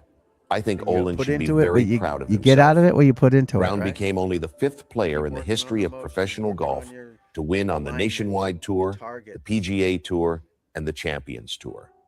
A career that began on a par 3 course See, they with a turn borrowed right dream around. had See his arrived hands following at his body, 52 not shooting at its out. highest point. God, he looks There is a old, version man. of this Jesus. story He's older that than ends me, with a for sure, trophy, but- with a scoreboard, with a number that proves something. Yeah, he's a good dude. But the real I'll try to story get of him on the Olin Brown podcast. I know is he's not on about social any media. single tournament. I haven't seen him in He picked probably up a 10 golf years, club but at 19. we'll get him He won on. his first PGA Tour event at 39. He won a major championship at 52. And as of his mid-60s, he was still competing on the Champions Tour, still showing up, still signing his still scorecard, still proving that the game had not finished with him. His son, Olin Jr., became a Junior. professional golfer, the same boy who had hollered in the car after Oh, hearing his about the face. 59. The same child who stood in the gallery at Hartford while his mother watched a chip shot change their family's life. When Yeah. Brown reflected on everything, the motels, the entry fees, the How do missed you not cuts, have the letters, interviews the with him? injuries, This guy Peter the comeback Kessler's a he did big not deal. reach He's a for grand famous language. Dude. He said simply, He's a famous dude. "It's hard to look in the show you. mirror and not feel pretty darn lucky." Ba ba ba boo it. Ba ba boo it.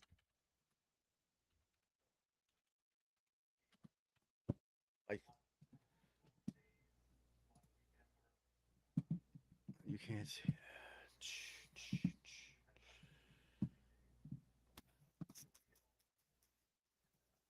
Olin Gazzini. So this is Peter Kessler here. This guy over here. He was on he'd go on Facebook and just get angry with people. It was crazy.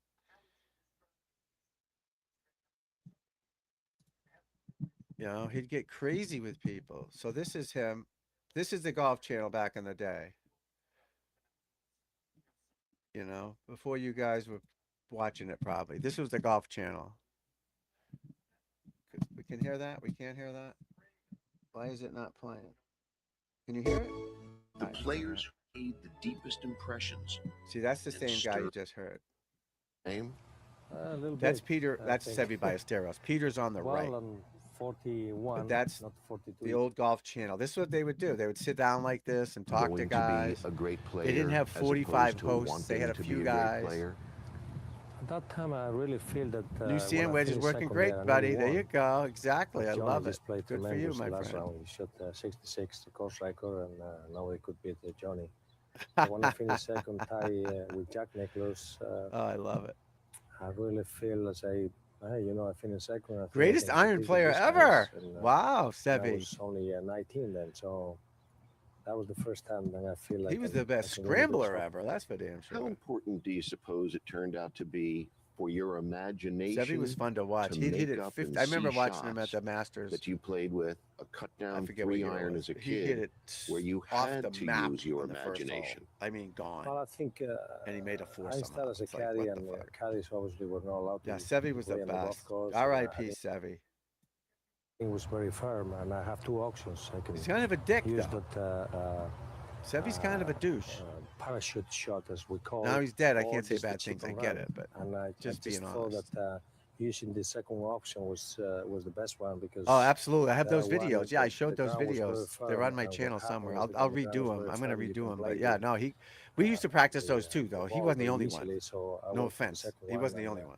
just come out the way I wanted. We all and I practiced finished those. Let's take Set a look 3 at that. irons That out was of with the a bunker, 9 iron. open out. That That made you a was better not. Let's bunker take with a the look wedge. right here on this monitor. But more guys can do. You're a little bit Again, younger his then. legend is that.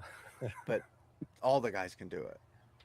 It's just people like him better. Look at him right now. Look at him. He's 19 years old right Go ahead here. and tell me. It was very difficult You know, shot good because, looking dude, Spaniard, was the a small flair gap and the there, and I have flash. That's to why just, people, let the the legend ball grows with someone like go him rather between the than 2 traps a and let the boring ball looking run dude, you all the know. way to the hole. And as soon But as this I is hit when he it, was 19 right here. discarded the ball Look at that. exactly the play what I wanted to, and I knew. Yeah, straight great away player, it was legend of the close. game. People don't realize generally, I think, that when you play your best golf, and particularly at that time in the late 70s and early 80s, you happen to be a very straight and accurate driver of the golf ball.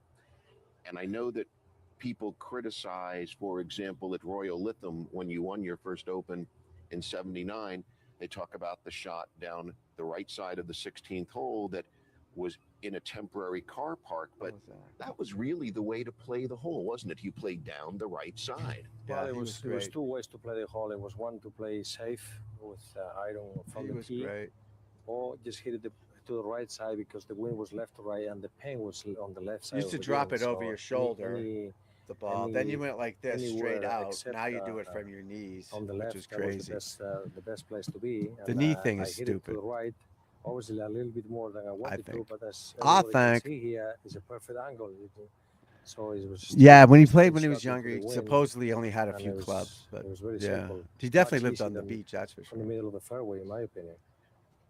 Is this the championship that But you Lee grew Trevino up thinking also said, they was the said, most and I played a lot of important golf with one Lee to win? Trevino. They said he used to No play with a question stick, about that. and I he's saying think, that's not true. He still had a full today, I set of think clubs. The British Open is still They the made best up tournament in the stories world. about Trevino Because for a simple reason, it's to make it's it the sound oldest. better. It has more But- expertise than any. But yeah, they weren't any poor. other- They were dropping and from the as they knee is just call, stupid. Yeah, over there in Europe, it's the absolutely open. stupid. That means The rule it's open changes, to the everybody flag end else. shit, It's there's no dropping of the restriction. club. If you are a They're not professional, you hazards have a chance anymore. They're to go there penalty and pre-qualify, areas and you and have your chance to go and spike play in marks the you can tournament. tap down is Doesn't fucking happen in any stupid. other tournament. The rules have And of course, the next changed year in just 1980 horribly, I think, is horribly. when, now you had already, of course, won in this country, but when you came over in 1980 to win the Masters, you did it in such a way that it almost seems like Tiger Woods looked at the tape The of your flag end 1980 putting is Masters disgusting. victory and essentially duplicated the way that you did it. Isn't that true?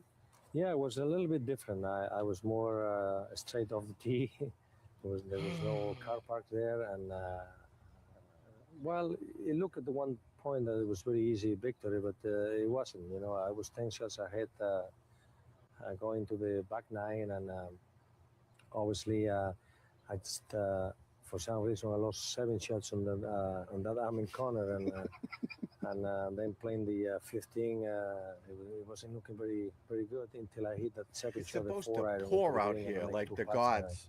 and Because I want my hole, grass then watered, my last 2 plants holes were a watered, little bit more easy. flower, but, just a few it flowers. was a out great there, but tournament. I played from the very first day It's all supposed the to way pour. right I just into, looked at the into radar Sunday. 10 minutes ago, And for people who And it weren't was sure literally after the you whole had screen won was the just Open green and Championship red. the year before, and it's not raining. this really put an exclamation point on the fact that You can't you see were it because here it's and green you screen. weren't going away. Throw it off, but that's Do you agree with literally that? just all That this green. meant that Well, you had maybe- arrived when you win Crazy. your second major championship.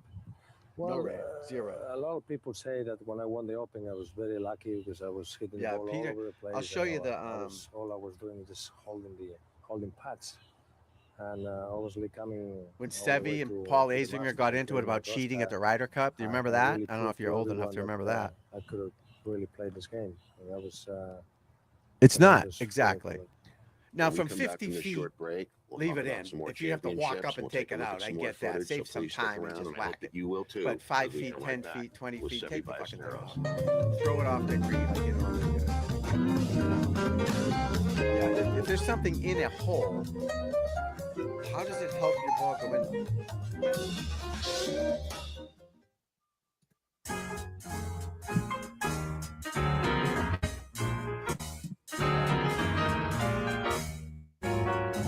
controversy We're of the going to golf this one. ball, and Erzinger and Beck were 3 up after 9 holes. So they got caught cheating. Watch that. I don't think so. You did? I'm sure. You did a couple of times? What hole? They're arguing for 25 Supposedly, minutes. you have But to use the once Kevin same found ball out and alternate shot. America was Supposedly still they gonna be 3-0. cheated. Watch. Zinger's amnesia left him. And he went, oh, sorry, Jose. Yeah, I did do that. I'm really sorry. And as he walked past me, he went, nice try. See? So walking off the tee, Sevy's teed off last. 3 down with 9 to play. I told him, he just said, nice try. Sevy's gone absolutely mental. Like, Jose, come here. You see what this son of a bitch said? He said this, he said that. He killed these son of a bitches. And they won 5 at next 8 holes and 1, 2, and 1.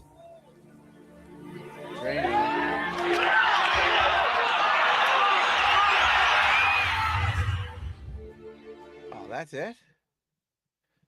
I thought that was the whole thing because I was going to do a fair use thing here, but yeah, they got caught of. I don't want that. There's got to be just regular video of it. No, that ain't it. Come on. Well, there's Zinger. Let's see what Zinger. You should have been to the match in '89 when Sevy and I went out first in singles, and at Belfry, we both hit 3-iron off the first tee, short hole. We both hit wedges on the green. We both make birdie. We both hit 3-iron off the next tee. I hit wedge in there about 4 feet. Sevy hit wedge in there about maybe 12 feet. And he says, I take this ball out of play. And my thought was right then and there, he's pulling something on me. I said, but look at my ball. It's worse than yours. I don't think you can take it out of play. And Sevy looked at me and said, is this the way you want to play today? And I said, I'm sorry. So the balls back then were balata. It's like a softer material, not like the one they have now that doesn't cut as much or scrape or get out of round. So the balls back then would scrape. I might have some. Let me check. But they'd cut up with a wedge. The grooves back then were square grooves. The balls would rip apart. You know, they would go out of round after a couple drives, but they spun like shit and they loved them. Balata, they would call it balata. Sorry, bud, my ball looks worse than yours. And he goes, no, it's okay. If this is the way you want to play today, we can play this way. And I'm telling you, he made the putt. The crowd went crazy. And then I stood over my ball and my hands were shaking and I missed. And they cheered louder when I missed. I went on to win that match against Sevy, thank goodness. But that was a real eye-opener as to what it was like to play against Sevy Ballesteros. Yeah, he was a curmudgeon. And that's fine. That's okay. Damn it, I want to see that video. Why don't they show it?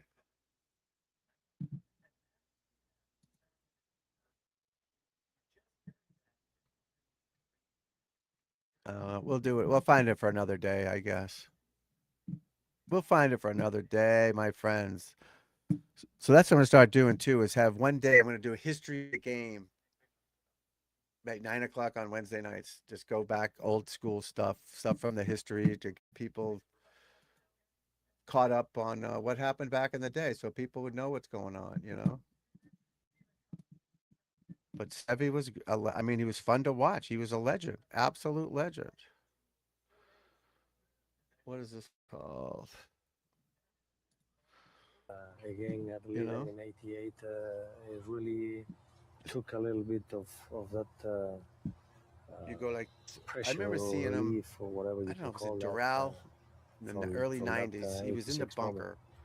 What did your dad, And he's showing someone to hit as he bunker was sick shots. and dying, And he tell puts you the ball in the stand. about He how takes much just you you had like meant the to ball like him, this. You take the club about and you how do that. proud He's he like, was of what you had knocks it accomplished to a foot. as a man and as a He champion? didn't really help anybody there, Well, my pal. father was the kind of man. You know, he said, "You just do these." He was always happy. His Funny sense of humor man. was very good.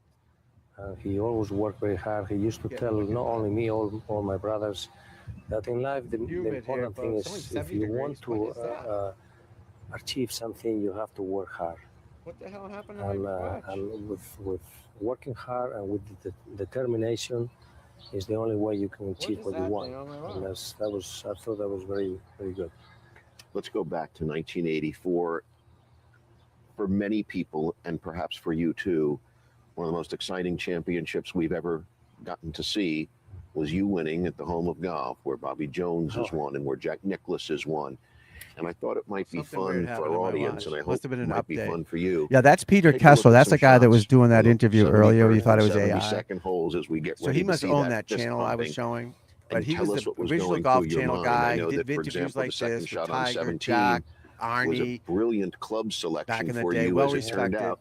Let's take a But look and tell me again, what's going on, Sevi. Probably in his up Well, we're 80s here on now. the 17 area. He's turned into a Previous curmudgeon 3 on days, social I was media, but there. I haven't seen his name. I was anywhere. there also, and Mostly the on difficult Facebook. thing from Let me look if he's still that around. side was to, as you just say, But he would was get to ornery select the with right me. club, and I Ornery. took a 6 iron and just carried the ball on the front part of the green, and just everything came out the way I wanted, and from there it was all I have to do is just make 2 putts, because anytime you make par on 17 and St. Andrews is like Golf a birdie. Talk Live with Payne And Stewart.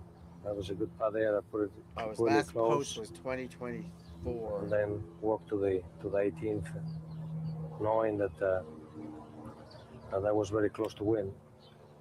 Obviously, Tom Watson was coming behind right there also. And you were And really then- tied at that point. Yes, but I knew that Tom has to play the 17, which was not easy. Yeah, he doesn't post And, it much, but he may I post knew I needed to make a on birdie other to people's make sure stuff. that I beat Tom. But I'm not That sure. splash with the sun was the windy, and that was a pitching wedge. I hit it. But yeah, about, he 15 did a feet great short job of with the these flag in the interviews, and perfect he will tell position. you he was the best. And And then That's facing great. the Good putt, for I was him, just but- thinking, well, I have to but hold Sevi, the when he putt made that somehow, putt, because remember he starts if I shaking hold his the putt, hand. I'm This sure was I'm great. I don't know if you guys champion. seen this, but he And as makes soon the as I putt. He hit it, starts I going thought I like hit this. it a little Is this bit it? to the right. But I think Yeah, right here. I love that. with my energy, Look at I him. just put the ball straight in the hole, and That's this to win is, the British I Open. knew that when I hold the putt, I was the champion. See, As you can, that's as you fun. can see on those expression. I even love took the it. That's caddy his off the brother, green. Vicente. And it was Vicente, give me the one of wish. the greatest moments of That's my career. that was On Bernard that Langer's wonderful caddy. note, we're going to leave our audience for just a moment. We'll come Wow. right back and talk about See, more this is great what things. we're gonna do. Don't This go away. all the time now. Show some old time stuff. The older crowd might want to see it. The younger crowd can learn something from these guys and the old timers. Some fair use shit, but this is the World Golf Hall of Fame right here. But Sevi, man, he was a legend. Get up and down from anywhere. Just a great player. Great to watch. Fun. He would have gamesmanship, and he'd jingle change in his pocket when you were teeing off, and gotten a lot of arguments at the Ryder Cups, things like that. But great to watch. Golf Talk Live. Yeah, this was the original Golf Channel back in the day.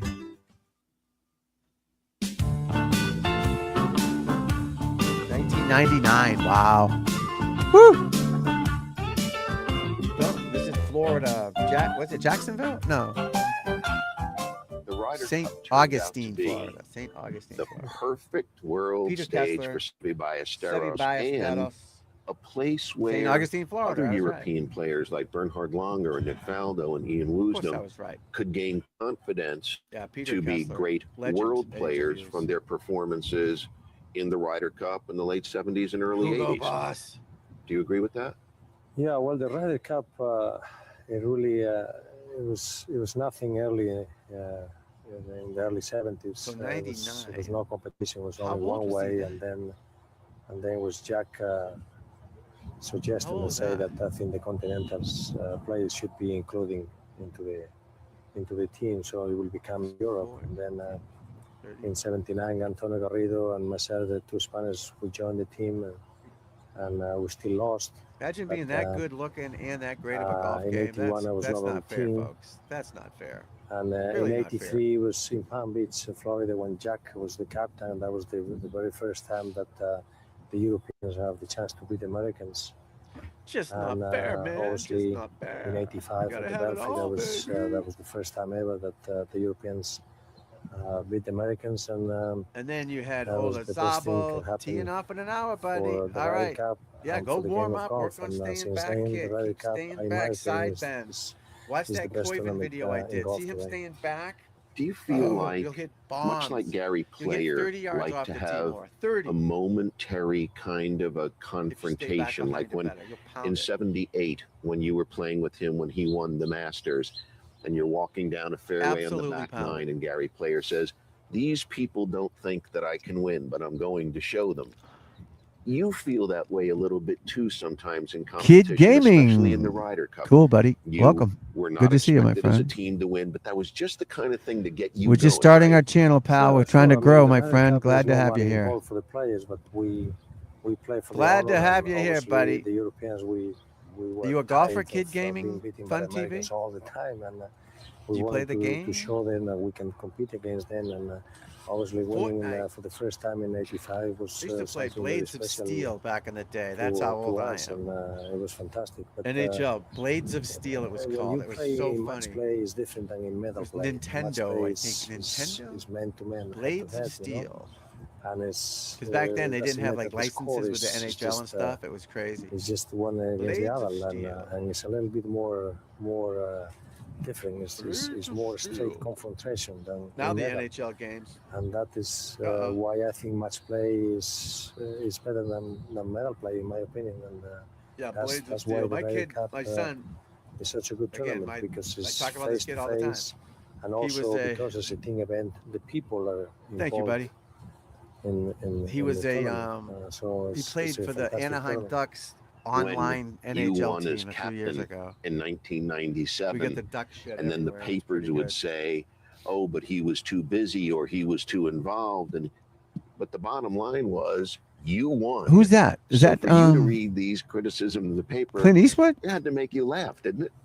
Casetos. My mission there was Casetos. to make sure that Casetos. everybody was happy and everybody was Casetos. ready to compete and to choose the. You only the golf once, buddy? players. And obviously, You gotta get out there, going into Sunday, 5 points ahead. Give it a never shot. happens in the Played history in of the the Ryder Cup. Xbox golf. Try that Seeing first, the right? Or Europeans, what's it, PGA having Tour? Something, such a Tiger big Woods lead. golf? So We're going to be it doing that makes in the me laugh fall when and the some winter, people having say, our well, own Sevi gaming was Tiger too Woods much involved, golf and Sevi tournament. was doing So this, and Sevi you're was welcome doing to that. join us for that if you want to learn the game of golf. You know, if it's pity that You are welcome I for didn't that, do my things friend. Properly, because if I did This guy here on the things screen is a properly, the Ryder legend in Cup the will game. I be know I'm talking over already him. finished but before Sunday. And who took that Ryder Cup? He's a home? legend You? in the game of golf. He has since passed on of cancer of the brain. So RIP for this guy, right? But yeah, he was a legend of the game. He's from Spain. Sevi Ballesteros, his name is. Yeah, he's gone now, but trying to show people the history of the golf, my friends. Not just your local golf stuff, I pro think the golf, whole Tiger team Woods, all this they fancy won. shit. I mean, Here's the I old play a school little stuff, bit old school stuff, guys. part of that, but it was a great team. They played fantastic the What's whole your week, game to play? and I think it was What do you it was play? a What's your tremendous favorite? tremendous week, a great Do competition. you have a favorite? And to me, the best Ryder Cup we have so far, from what I see. We're going to take one more short break. When we come back, let's do a little bit What's that of one with the 1988 gang? Royal Lytham and St. Anne's. Maybe we'll GTA? take a look at that chip on the last hole, one of everybody's GTA, favorite right? shots. Don't go away. We'll be right back. Yeah, golf's hard. Golf's expensive. It's hard to get the course. It's not easy to do unless you make sure you're holding the club right, and all that stuff. The Ryder Cup, Yeah, this is a Ryder Cup I know from how the he back of the feels. I day. know how he thinks, and But golf is tough to break into. It really is. obviously It's he sad. That's feels the why my lessons are so inexpensive. I do them online now. Instead of $150 an hour, it's $40 for swing evaluation. I give you golf drills to do, tips on how to help you swing better, and you just keep working on it. So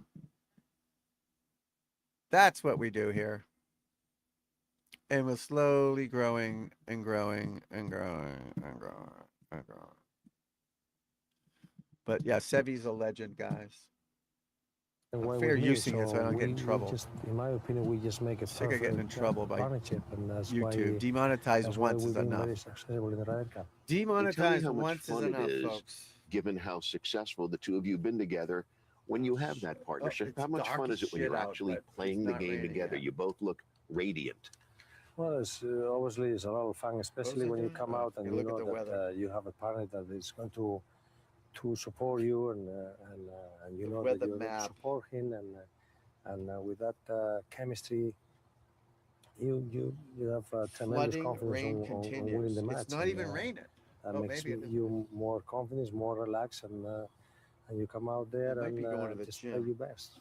Speaking of south playing us, your guys, best, one of the just south greatest of us. rounds that we've had the Might be opportunity going to to gym witness soon with my was, of wonderful course, daughter your here, final so round we'll find out here 65 at shortly. Royal But Lytham in 1988. yeah, when Nick Lefty, Price get was out there, still work looking on at your that game, time stretch out a for little his bit. first major championship. Always Now, I stand on the think right that we side of the tee have with that driver. we, Aim we down don't the have the left side, birdie please. eagle Trust birdie in the me, middle, but just I think we keep have the doing it. eagle birdie on Trust me. 7 and 8.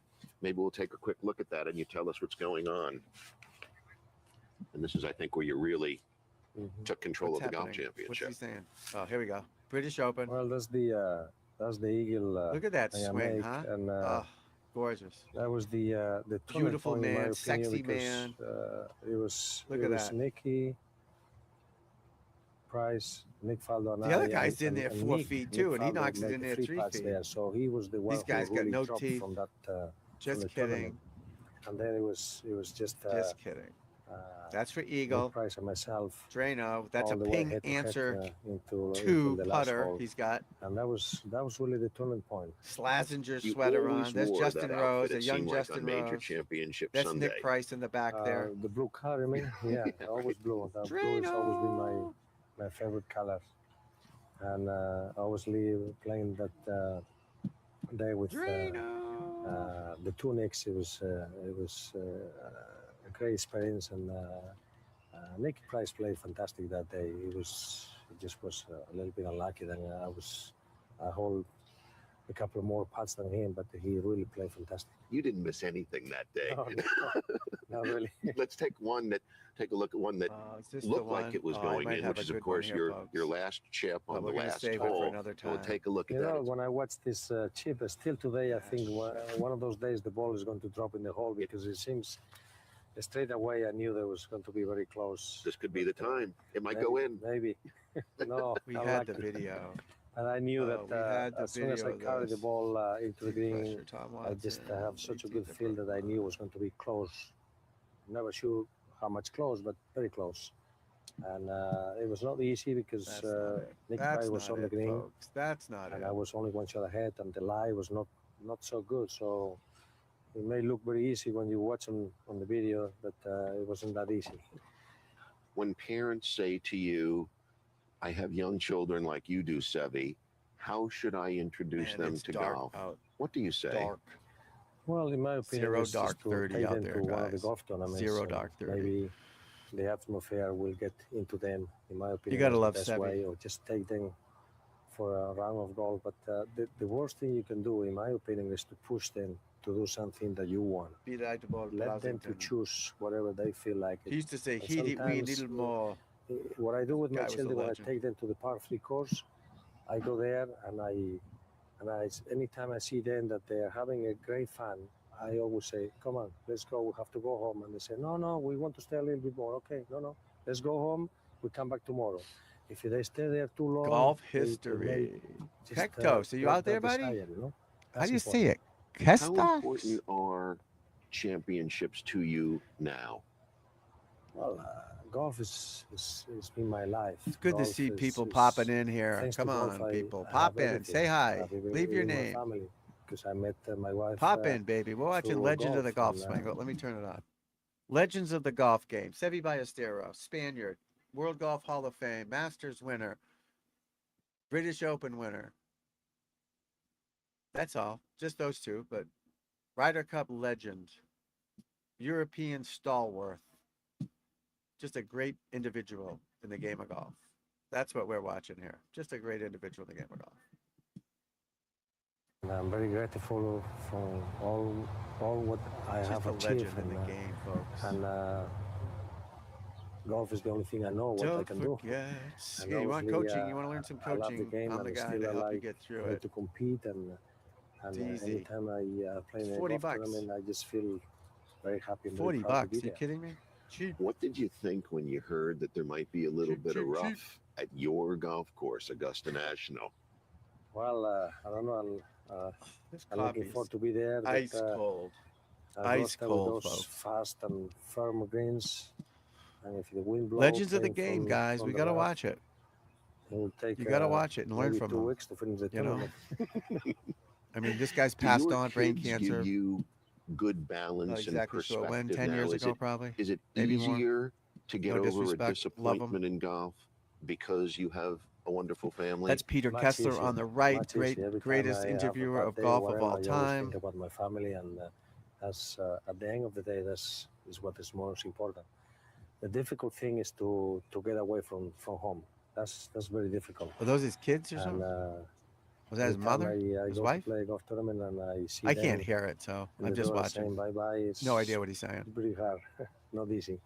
No clue We what he's saying. hear about so many people who are in a rush Peter Kessler, the to legend. get to 50 years old. The shirt You're in no jacket rush for color your combo 42nd birthday, which probably comes up in a off couple of base weeks, a right? little bit. Not really. but- A lot of people start Hey, talking black and about, blue, saying, like getting punched in the well, face, right? very soon you get to the senior tour. I'm not interested in the senior tour. I'm just interested in the regular tour, and I don't really want to gain age to get into the senior tour. Like I have the feeling that some people who want Oh, to. I love it. I I mean, love it. Time goes Absolutely by quick love enough, it. I think. Sevy, it's been such Look a at great this beautiful pleasure to man. have you Is this with almost us over? here this This is evening. almost over. I wish This you the is absolute over, best of luck folks. going forward, and thank you for all the thrills you've given us over the. Wow. Why is my hat blending into the green screen? That's weird. My hat says Ryder Cup. All right. What are we going to watch next? What do you want to watch next, folks?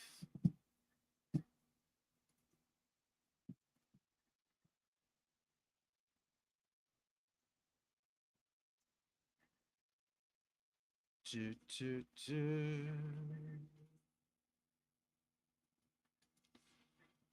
All right, let's go to the women's game.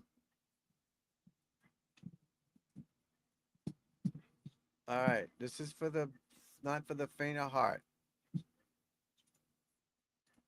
Not for the faint of heart, guys. She won 3 major.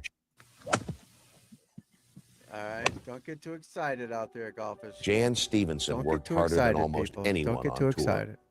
Nancy Lopez once called her one of the 3 hardest working players she ever competed against. She won 3 major championships. She was inducted into the World Golf Hall of Fame, and yet the world remembers her for a bathtub full of golf balls. The very thing that made her famous is the same thing golf history quietly blamed for her downfall. But the real ending of her career was not a photograph, a headline, or a swing. It was one night in Miami, for the golf and channel nobody here. saw it coming. Who remembers her? Jan Stevenson I was didn't born had in any Sydney, idea she was Australia in Australian 1951. till She picked up like, a golf club for the first time at she age 10, retired. and the talent idea she showed was almost Australian. immediately. Within a See, few back in the years, day, she had we won didn't have 5 internet and straight all New this, so we South didn't even Wales know schoolgirl we didn't hear championships, her talk. We followed just by saw her 3 play golf, and she consecutive was New South pretty and Wales sexy junior and, titles. You know, that's By her what she early was. But teens, we had no she clue was already she was being treated as Australian. the most Absolutely no promising clue she was junior golfer Australian. in the country. Her father, Frank, was the driving force Frank. behind that Look at talent. Frank. He worked with her constantly, pushing her through early mornings and long practice sessions. One particular morning has stayed with her for Sub to decades. this channel if you would. It was They're cold, great channel. and a Peter Kessler, teenage great Jan guy. told her father she did not want to get out of bed to practice. Instead of arguing, he placed a warm water bottle Hey, at her feet and we said something don't she never discriminate against forgot. the women golfers If here. you We get love up the now women and golfers, practice, we're gonna watch the one women day golfers. you might win the U.S. Open. I promise you. That kind of belief made the setback that followed even harder to accept. At 15 years old, Stephenson won every single trial required to represent her Look at state these at outfits, the national That's championships. wild. The stroke play trial, the match play trial, all of it. Look at these And still, outfits. the selectors What's this, left the her off 80s the probably, team, right? citing her age. She That's had earned the 70s. spot through performance, and it was taken away anyway. Yeah, she was. It was a something devastating blow at the time. But it also pushed her toward a decision most 15-year-olds would never consider.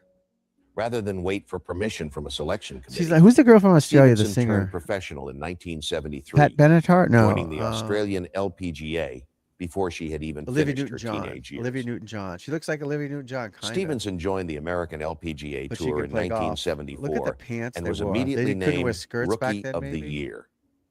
But recognition on paper was not the same as for hitting- recognition in the sport. Hitting people. For 2 years, she remained That's a not talented recommended, player but- without a signature win.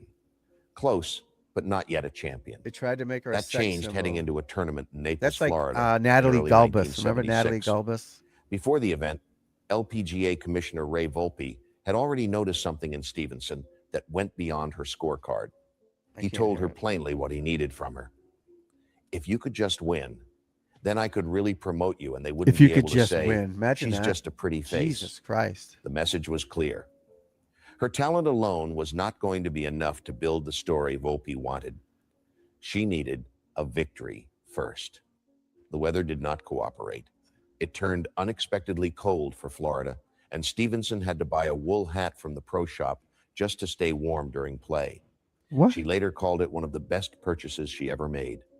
In the final round, she was paired with Judy Rankin. I was just going to The say, tournament that's not turned on a her. single That's mistake. Judy Rankin. Rankin made a double bogey on the 9th hole.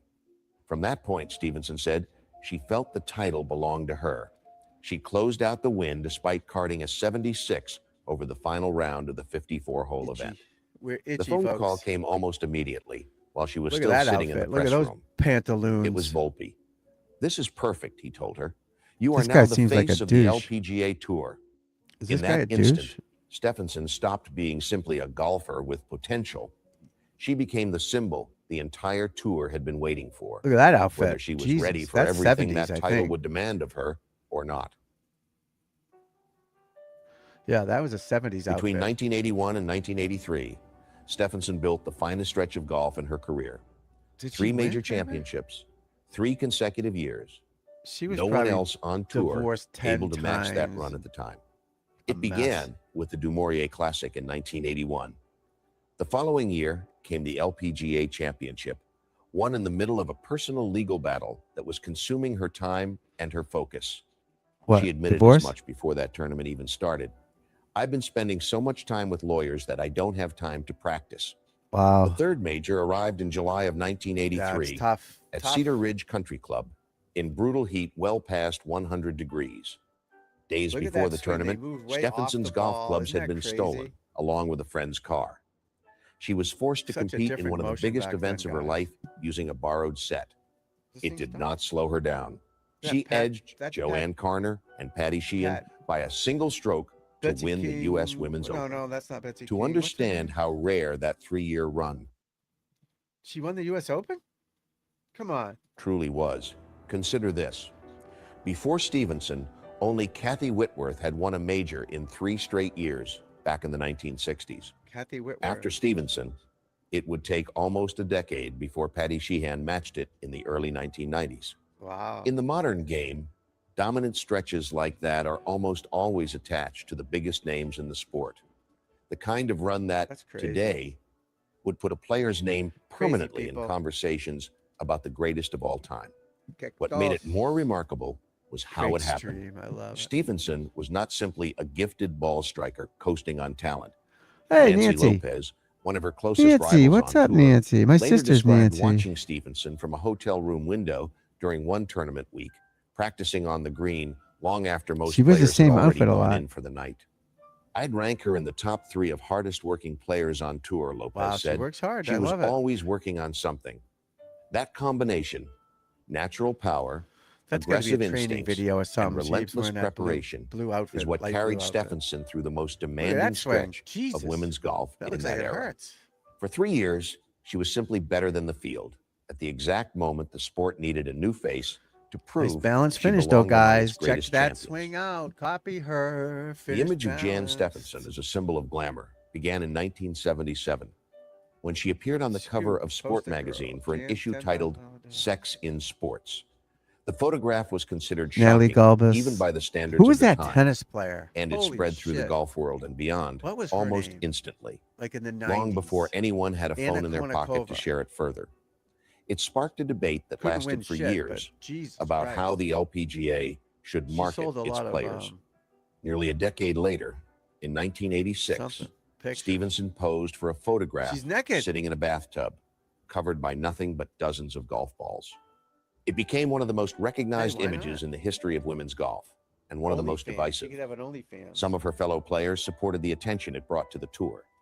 Nancy Lopez was one of them. It brought people to the gates, she said.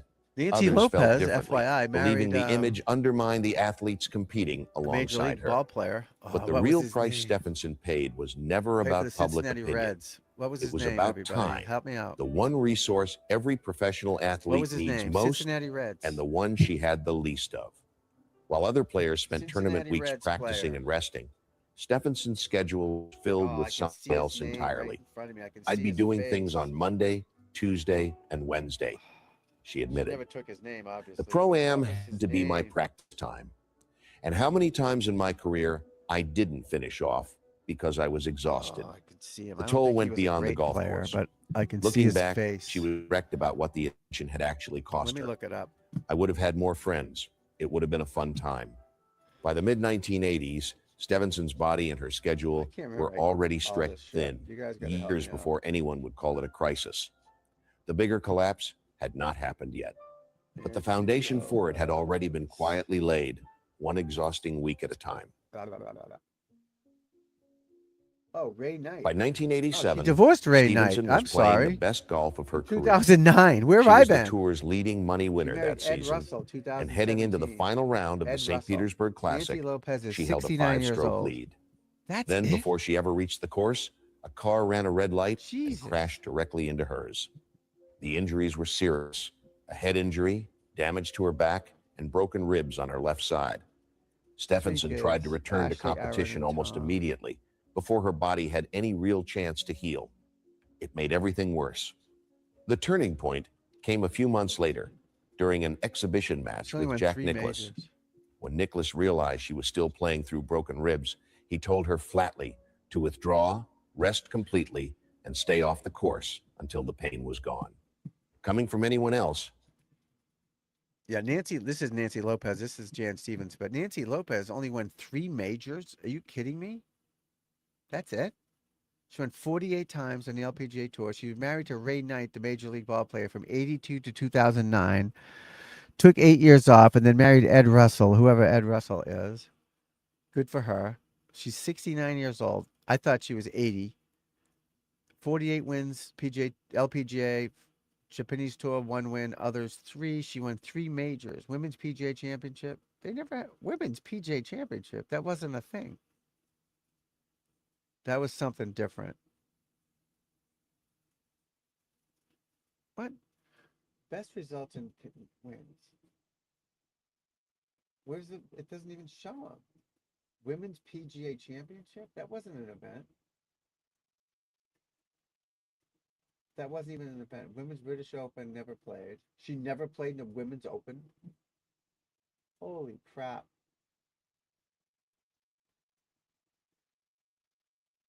Well, we're learning things here, folks. We're learning things. That's she likely okay. would have ignored it. That's what we're But here not this for, to time. learn something. If it You're had here to been learn anyone golf. other than Jack Nicklaus, Something about I would have golf. ignored them, she said. However, when the greatest player of all time said Look to at rest, that shot. Look at that now balance. that carried See her some punch. Turning through She nicely. took the advice. Nothing crazy. For 2 months, she stepped away from competition entirely, working only on her short game while her body Only on recovered. her short game. When I she love it. returned for the final events of the season, she finished second in her first tournament back, then won the next 2. Those 2 wins would turn out to be the final PGA Tour victories of her career. At the I time, still can't nobody believe she's knew it. Australian. Stevenson had just proven her body could absorb a serious She won collision 16 and events. still come back stronger. It was a lesson that would not on hold the next LPGA time Tour. disaster found 3 her. majors, just as many as Jan Stevenson. I mean, Nancy Lopez, but In gets all the December credit. 1988, Stevenson's father, Frank, lost his Women's battle with Open, the cancer. Maria Classic. He had been more than a parent in her golf career. He had caddied for her during her 2 major championship Wow. victories in the early 1980s, and his belief in her had shaped Her her from husband the looks very a beginning. mess. His death hit her harder than any injury Oh, he ever had. died. The following year, 1989, became the worst season of her professional career. By the start of 1990, Stephenson appeared ready Jan to is move still forward. alive. She's 74. In her first 2 events of the season, She's she from finished Australia. inside the She top lives in 10 Florida. both times. For the first time in more than a year, it looked as though her game was coming back.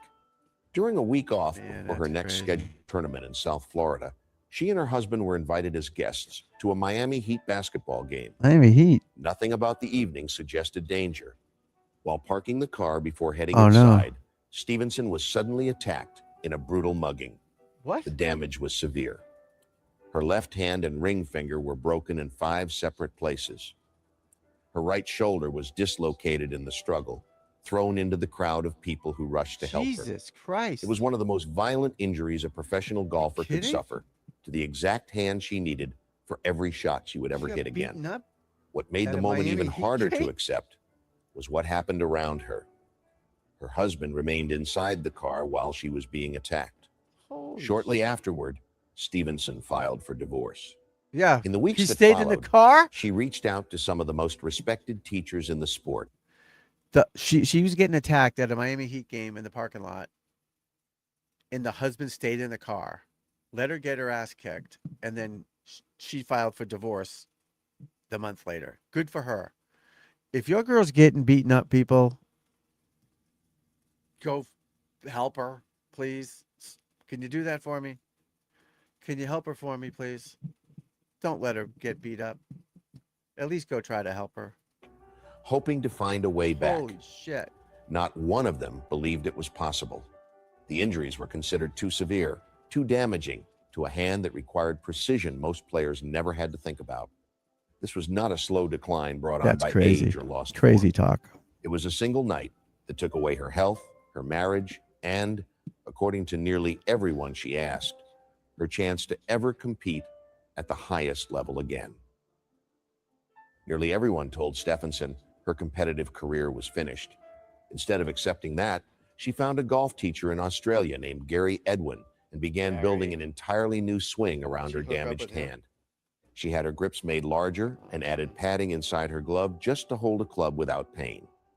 It was not the same swing that had won 3 majors, but it was enough to keep her playing. When full-time competition was no longer realistic, Stephenson redirected her focus toward golf course design. She's 74. Studying turf FYI. grass at the University of Georgia and working alongside respected course designers.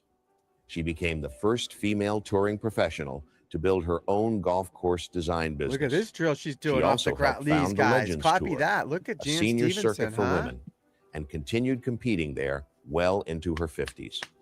Recognition from the sport's Guys, biggest copy that. institution took Gotta far love her. longer to Is it arrive. raining out? Stevenson was passed over for the World Golf Hall of Fame twice, both times learning the news from her close friend, Nancy Lopez. In 2019, Lopez called again. Stephenson braced herself for the same disappointment until We got some Lopez rain up here finally in the North delivered Shore different of news. She had been Massachusetts. voted in. More Just recently, FYI, if Stephenson anyone gives a faced a shit. battle far more serious than any injury. She was diagnosed with cancer, and in April of 2024, was told it had returned and She's spread alive. to her brain. Who's that Doctors guy? urged immediate radiation treatment. She robbed the Her cradle. That response guy's left wicked no young. room for negotiation. "You're not touching me." Months later, scans showed the cancer was gone. Cradles are being Today, robbed. in her 70s, Stephenson still practices for hours at a time. It's Stephenson? The night in Miami took her health, It's been her Stevenson marriage, my whole life. and Now years it's of the Stephenson? career she had built. It never took the one thing that defined her from the very beginning. As she put it herself, "I'm still pursuing the perfect golf swing." I thought it was Stevenson. Now it's Stephenson. Not happy about that, folks. All right, who's next? Who's next on our journey back into history today? Journey into history. Who is this guy? Most insane golfer of all time? We got to see this. The most insane golfer of all time. Now, this is the Legends of the Green channel. Subscribe to them, like them, all that stuff. Dave Hill was the most accurate ball Dave striker Hill. of his Oh, generation. his brother was pretty good. Jack too. Nicklaus What was- called him one of the 4 best swingers on the entire tour. He won Dave- oh, it 13 is Dave Hill I'm times. thinking of. He There's played 2 in Hills. 3 I forget Ryder the other Cups. brothers. He led the tour in scoring average. He was also fined, Look at those suspended, pants. sued, and nearly thrown out of professional golf by the very organization he represented. The most talented man in the room, the most dangerous man in the room. Same person, same career, same unfiltered mouth. Remember last week when I talked about Jim King, the hitman golf pro golfer that I've spent in hotel rooms with and played many golf tournaments with? He loved me, thank God. I've seen him beat up other players, stuff them in lockers, throw their clubs in the water. Jim King. We'll go over him another day again. But I know Dave Hill, but I didn't know Dave Hill was crazy. And that's why we're covering all this stuff, buddy. This is that story. I met Dave Hill in the Dave early Hill grew 90s up in when he was Jackson, 100. Michigan, a small town about 40 miles west of Ann Arbor. God, I wish we had the His father internet when I worked was a at the kid. post office, picked up shifts at the local factory, and did freelance accounting on the side. His mother raised 6 children. The family also owned a 60-acre farm where the kids tended the vegetable patch, baled hay, and looked after cattle, pigs, and horses. There was nothing glamorous about it. You worked, or things did not get done. By his own account, Dave was not a remarkable child. He was small, quiet, and he stuttered badly all the way through the 8th grade. That made him a target. In his memoir, Teed Off, he wrote, "The other kids picked on me because I stuttered badly and..." What the hell is that? Chili. Oh, the dog is having a nightmare. Chili, come on, buddy. Yeah, don't pick on people that have issues with people, all right? Not everybody's perfect. Don't pick on people. in school until the 8th grade from nervousness. The stuttering made me a terrible loner, which caused the bullies to pick on me all the more. The only person who consistently had his back was his younger brother, Mike, who, Hill. despite being the junior, threw a left hook that I kept knew most there was trouble two. away. What saved That's a Dave bullseye was putter right there. geography. See it? Right there. That's a bullseye. Oh, you can't see it. My thing's in the way. Damn it. The only person who consistently had his back was his younger brother, Mike, who, Trying to get it so despite my being the thing's out of the junior, way. threw a left hook that kept most trouble. Can you see it? Yeah, that's a bullseye putter. Remember those? They're a Cushnet made them. Titleist is a Cushnet company right there. They had a satin shaft and bullseye. They had a flange on some of them, but those were big putters back in the day, the bullseye. For those of you who remember, for those of you who don't, at least now you know. What saved Dave was geography. The family property sat right next to Jackson Country Club. Ooh. At 9 years old, Sneak out he on the started course. caddying there under the guidance of his older brother, George. The George. club pro cut down a set of clubs to fit him. You got to love it. The club pro helping him out, promoting junior golf. You got to absolutely love it, guys. Absolutely love it. Monday mornings, caddy day, he played. He had no formal instruction. He learned entirely by watching better players and copying what he saw. That self-taught swing would one day be called one of the finest in professional golf. But first, it would get him into more trouble than anyone on tour had ever seen. Dave Hill turned professional in 1958 at the age of 21. 1958. Within his first year, Holy shit. he won the Michigan Open. By 1961, he had his first PGA Tour victory at Tucson and had already managed to spend nearly half the prize money on fines. There was no PGA I Tour in paid something like 1958. $1,400 in fines, most of them for snapping clubs. It cost me Did not $100 exist. per broken club, he later wrote. That $1,400 was almost exactly half of his first place check. Most players celebrated their first tour win. Hill paid a bill. The breaking of clubs was not random frustration. It was a pattern. We've all broken clubs before, snapped them. If you ever give a shit about golf, you just sometimes just throw them in the pond. Get it out of here. Throw the ball away. Get it out of here. Uh-oh. Notable plays in the field. Aldrich, Podgata, Schaffler, Spieth, Young, Spawn, Fowler, Gotterup, Henley, and Wyndham Clark for the Rocket Mortgage coming up. And the tour warned him Tomato. But repeatedly. we're going back in time, everybody. Then came November of We're going back in 1963, and everything Let's got learn worse. something about His golf. father had died earlier that year, and Hill was not in a stable place. At the Frank Sinatra Open Invitational, he was in the middle of one of the worst stretches of his career on the greens. Before playing the final hole, he walked up to tour director. So people, now we get all, I mean, again, everybody has problems with mental health and stress, anxiety. I get it. I got issues here. We all get it. Back then, they probably didn't. They just said, you're crazy, and, he's got an anger issue or something. I don't know. We're just learning about this all together. But everybody, be nice to people. Be kind to people. You never know what people are going through, and even me, when I'm driving, someone cuts me off, I'm pissed off. Who cares? Who cares? Just be nice to people. And we're going to find out about Dave Hill here. Who knows what he's going through? He might have had something now that you could diagnose that you couldn't help back in the Mr. 60s. Joe Black and made an announcement. If he missed the birdie, he would break his club. Black told him not to do it. Hill replied, "I just promised myself I would." He missed.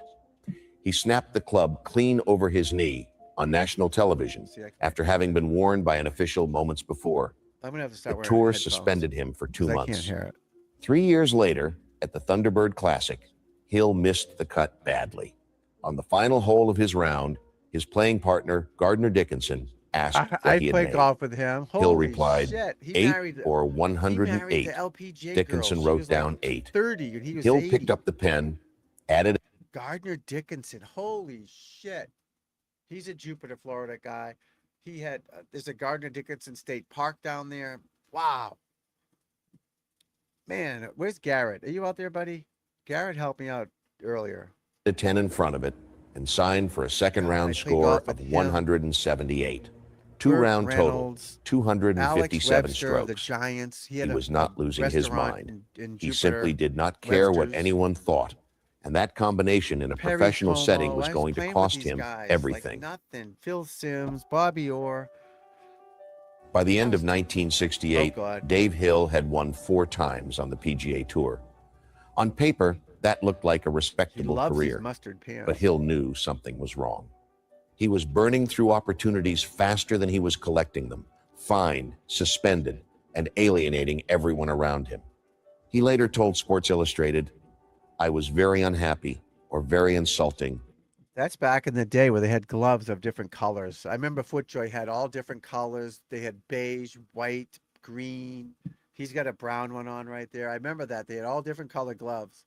And then what they'd do for the women is the whole glove would be white, but they'd outline it in like for women's colors. Women like to match, I guess. But he's got a black golf club. Or on. That is downright funny. nasty. Absolutely The funny. game did not need my type of personality because I made too many enemies.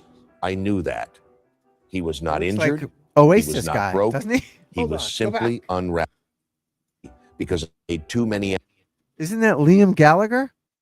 Or Noel? Is it Noel or Liam Gallagher? Which one is that? Look at the comb over on this dude. Look Enemies. at the comb over. New- Look at that. Just put a fucking hat on. Right? He's got the comb over. Put a hat on, bro. Do that. Oh, that's funny. He was not injured. He was not broke.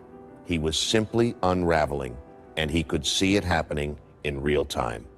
Then his wife stepped in, not with an argument, not with an ultimatum.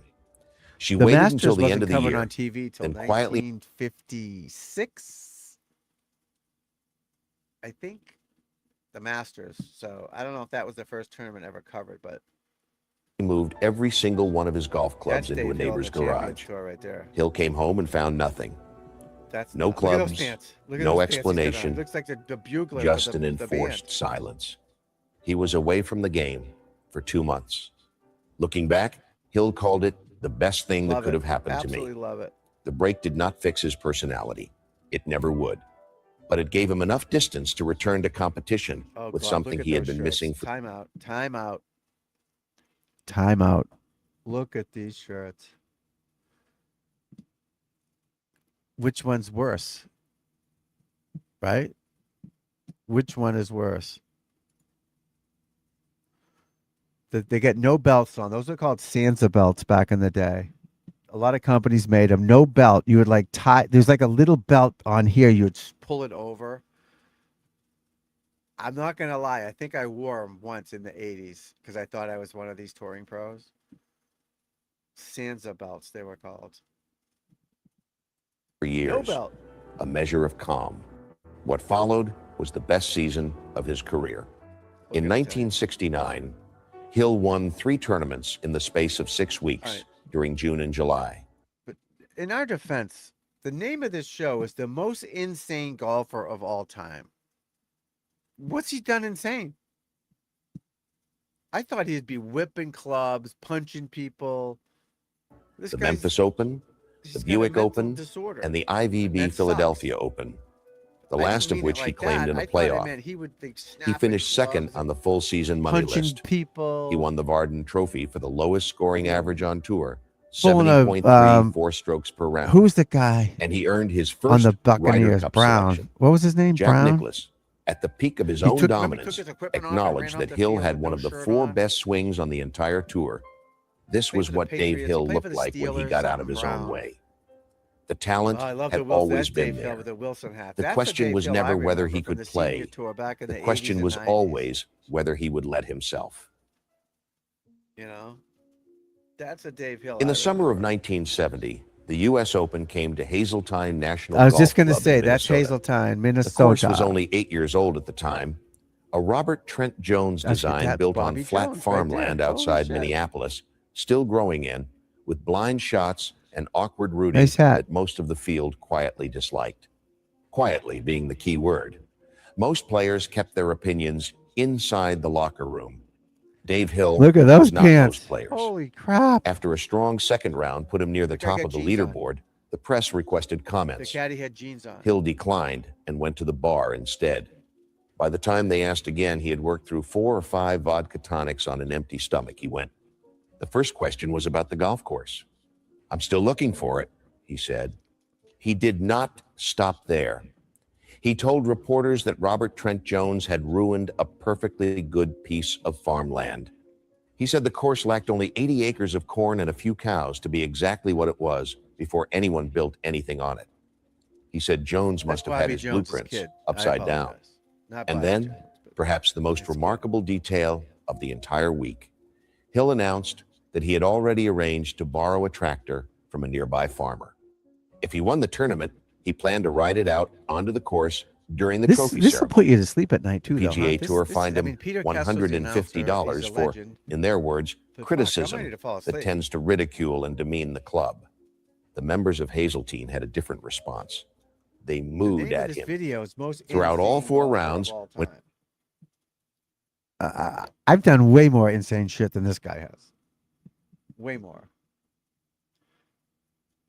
Whenever Hill walked onto a hole, I didn't wear sections of the outfits like gallery that. mooed and Thank rang God. cowbells. They had the white The belt. sounds going, though, followed back him in around the 70s, course for right? the entire week. Remember they did that and in then the early followed him to 2000s? other Everyone had the tournaments white for belt years going. afterward. Even I did. I wore Hill that finished white the belt. week Know some in of those second videos place, on 7 the swing strokes tips I'm behind giving, Tony you can see the Jacklin. white belt. He did not apologize. Oh, that's, Years later, reflecting on the whole was, episode, he wrote, Tony. "I'm sure I could have been more discreet Tony in my Jacklin. remarks to the press.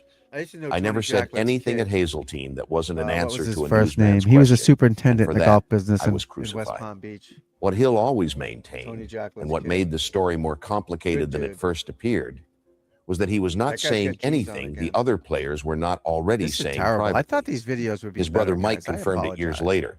What he said Maybe about I have to do a Hazeltine was the absolute, honest-to-God deep dive truth. into it. Players like Arnold Palmer and Jack Nicklaus and Gary Player Gary sat in the Player locker right room and there. laughed. They knew it was true, but because of them not wanting to be involved, they would never say it. Who knows? Hazeltine was eventually redesigned from the ground up before it was trusted to host another men's major in 1991. The course that exists today is considered one of the finest in the United States. Dave Hill was right. He was just the only one who said it out loud. In the summer of 1971, Dave Hill arrived got at the that bullseye Colonial putter, National guys. You see Invitation in that? Fort Worth, playing some of the worst golf of his career. Definitely looks like By Noel the end of Gallagher Friday's on the round, laces. he had shot 77 and 85 and was hopelessly out of the With their tournament. black glove on. Walking toward his drive on the final hole, he His decided shoes- he had seen his enough. Shoes back then. Look at the shoes back then. I can't zoom in on that, but the shoes had these little things over the laces right here. They're called kilties. You can see them there, right? So they covered your laces. It's like a fashion thing. He has them on this one too. Kilties. They got rid of them in the 80s. In the See summer right of there? 1971, These kilties right here. These things right here. It was like a thing that went over your laces. I don't know what they did, but they were called kilties right there. And they covered the golf shoe. The laces of the golf shoe. Dave Hill arrived at the Colonial National Yeah, Invitation those were a in big Fort thing, 'cause Worth, I remember my parents playing some of the wearing them and worst all that. golf of his career. I don't think I By the end of I was- Friday's round, he had shot when I 77 was and playing, 85 obviously and We was didn't wear those. hopelessly out of the tournament. See Walking the toward his kilties drive right on there the over final shoes hole, right there? he decided he had seen enough. He played the last few holes with Kilties. only his 9-iron. When his And the approach ladies left would him in a put their greenside ball bunker markers with in an them, so when ugly they bent lie, over, Hill picked the they ball reached up with for his the hand, kiltie, took the ball walked it mark onto the over and green, put it down. and So tapped now in. they put him on the visor. He then signed an incorrect scorecard and disqualified himself. The tour But this fined is him coming back to, $500 for here. conduct unbecoming The a rope professional here, a lot of golfer, them had the rope and told and him the hat fine on. had to be paid before he I could don't tee have it one up on the my following hat. week. It has the rope, but Hill those paid are it. making a comeback. Then he too. filed a $1 million antitrust lawsuit against the PGA Tour. The Which tour you gotta responded love. by You placing gotta him love on it. Old probation school for golf, 1 nothing year. wrong with that, guys. Hill Nothing wrong with responded by raising his damages claim to that. I $3 million. apologize for this video. It said At the most center of insane his golfer. argument was I was something he had believed expecting for years, not that the Noel tour Gallagher applied its here, but rules selectively some depending on who crazy you guy were. snapping clubs, He said it plainly. swearing, like John I McEnroe firmly type of believe guy. there is prejudice in applying the rules and regulations of the tour and fining people. There's no The hope. rules aren't the same for Dave Hill or Ray Floyd Hey, Raymond. as they are for Jack Nicklaus or Arnold Jack and Palmer. Arnie. If you're a big name, you're protected when you have a little temper tantrum. The lawsuit shit. dragged on That's for with every months sport. before I mean, both come on. sides settled You know out of that. court. That's with every Hill sport, later guys. reflected, Every sport you're protected. I really think I could have won the suit, but I didn't want it on my mind anymore.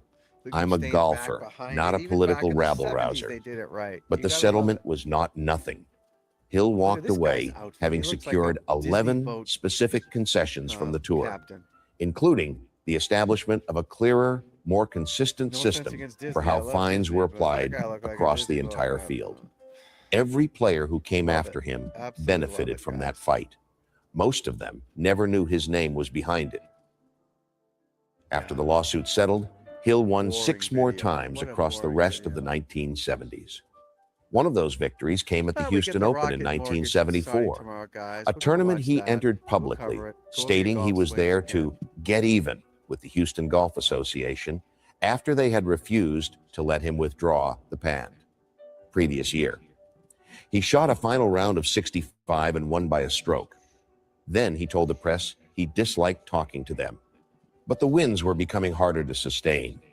The fines, the I suspensions, can't wait till this the video's feuds, over. I apologize. they had but I'm sure accumulated some of yous into like something it, but this heavier guy's than brutal. any one incident. Most insane By the late golfer of all time. 1970s, Hill I mean, had talk largely about disappeared clickbait, from the right? PGA Tour. I Not did because of way injury, worse shit than this guy not did. because the talent had gone. Way worse. His brother Mike later said the bad temper and the confrontations What has had he done simply with the worn bad the game temper? down for him. That's He the was message. gone for nearly 9 years. He kicked ass on the In Champions Tour. 1987, Tour at back the then. age of 50, There he is. Dave Hill walked onto the senior PGA Tour. Yep. He won that same year. Yep. He won 3 more times in 1988 and twice more in 1989. 6 senior tour titles in 3 years from a man who had been absent from competitive golf for nearly His a brother decade. Mike, I think, won And more. still, he had not finished making headlines. I think. At a practice session before the 1991 Transamerica Senior Championship, I think Hill was working at one end of the driving range when J.C. Snead began hitting shots from the other end. The balls repeatedly rolling into Hill's area. Hill shouted warnings. Snead kept going. Hill picked up a club and charged at him. The two men threw punches, wrestled each other to the ground, and had to be physically separated by caddies and fellow players. yeah, Dave I Hill knew Mike Hill was better on the 54 senior years tour. old. Some people mellow with age. Dave Hill finished his career with 13 PGA Tour victories, 6 senior tour titles, 3 Ryder Cup appearances, and the Varden Trophy. Wow, He that's never pretty won good. a major. His brother Mike said that was the one thing that never left Mike him. was better as His they got biggest older. disappointment No doubt. was not winning the U.S. Open like he felt he should have. In Alrose Steele. 1977, he published Teed Off alongside Golf Digest editor Nick Seitz. In it, he evaluated his fellow professionals one by one with the same candor he had applied to everything else. Wow. On the state of the modern touring pro, he wrote, "The average touring golf pro today is living off the fat of the land and thinks the world owes him $200,000 a year. 200. Most pros couldn't do anything else for a living, Imagine but they that. always have their hands out looking for a freebie. This is back in the Instead of 80s, saying guys. thank you, they want to know what time the next plane is leaving." Nobody was spared. Nobody was softened. Crazy. What the book also revealed, underneath all the sharpness, was a man who understood the game Tom at a deep Wargo. level That's Tom and had Wargo. thought carefully Nah. about it for his entire life. Oh my God, we have One so line many in great particular stayed with stories readers coming long up. after the controversies Tom faded. Wargo. The golf Jim swing is like Albus. sex. You can't be thinking about the mechanics of the act while you are performing. Dave Hill died in September of 2011 in Jackson, Michigan, the same town where he had grown up beside a golf Al course, Rosteel. learned to swing by watching strangers, and decided somewhere His along brother the was way better when they got that older. honesty Mike was Hill. worth more than comfort. Ron Berman, the golf professional at the Country Club of Jackson, put it simply: he is Jackson Golf as far as I'm Wow. concerned. Good. That's You tough, go huh? anywhere in my world and tell somebody you're from Jackson, and 9 of 10 Yeah, people his will brother ask Mike you, did better on the isn't that where Champions Dave Tour. and Mike Hill are I know from? Mike played a lot with 13 Mike. wins, 0 majors, I didn't. 1 Again, this lawsuit, video says the 0 craziest apologies. golfer of golf There's of never all been time. enough. That's nuts. I don't. He most insane golfer of all time. That's crazy. But yeah, we're gonna deep dive. Not today, but in the future. Maybe every Wednesday, we're gonna do a old school golfer. Jim Albus. All these guys that just legends of the game that nobody's heard of. And just history of the game, and learn something about the history of the game. Again, that video is a little misleading with craziest golfer of all time, but there's so many things you can watch and learn from it. And, you know, I want to do something with golf architecture and different courses and the way they're set up, how holes are set up. Something different. Obviously, golf instruction and, you know, golf swing stuff, but people need to learn the history of the game and learn it. You know, it's so. I mean, Alan Doyle, Nancy Lopez. I mean, it's so many different people. Never heard of these people, and they're legends of the game. You know, absolute legends of the game. You know what I mean, my friends? All right, let's do one more here real quick. Most disrespected major winner in history. Let's find out about this guy. Is that Hubert Green?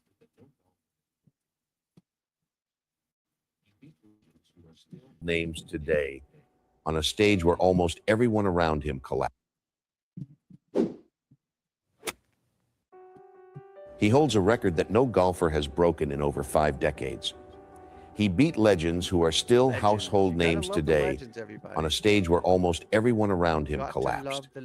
By every measure, he should be remembered as one of the toughest champions in golf history. Yet mention his name to most fans, and you will get a blank stare. The greater his achievement grew with time, the smaller his name became in memory. This is the strange, quiet story of Lou Graham. Whoever's out there, hit that like, share, subscribe for me, please. Lou Graham was born in Nashville, Tennessee on the 7th of January, 1938. He picked up a golf club for the first time at 7 years old in a city that would remain his home for the rest of his life. Golf did not come easily to him. 3 years into playing, still just a child, he entered his first 18-hole tournament and shot 113. It was a humiliating number for a boy who thought he already understood the game. Decades later, he still remembered the sting of that afternoon. I was so mad about it, he said, and I tell people I am still mad about it today. That anger became fuel. By his teenage years, he was leading Father Ryan High School to a state championship, then winning the individual Tennessee title as well. His game earned him a golf scholarship to Memphis State University, where he played for 3 years and quietly built the fundamentals that would carry him through a professional career decades long. His talent was already turning heads by then. In 1958, still just a college freshman, he made his first appearance in a PGA Tour event years before he would even consider himself a professional. Then his path changed direction entirely. After 3 years of college, Graham was drafted into the United States Army. He did not spend his service on a base golf course. He was assigned to the Old Guard, the ceremonial unit that stands watch over the tomb of the unknown soldier at Arlington National Cemetery. For roughly 3 years, his job was not to swing a club, but to stand motionless, precise, and silent, regardless of weather, fatigue, or distraction. After leaving the Army, Graham joined the PGA Tour in October of 1964. There was no explosive debut, no overnight stardom. He spent 3 full years grinding through events before his first victory finally arrived at the Minnesota Golf Classic in 1960. This is a great story of a guy who started late in his career, late in his life, excuse me, and just never gave up.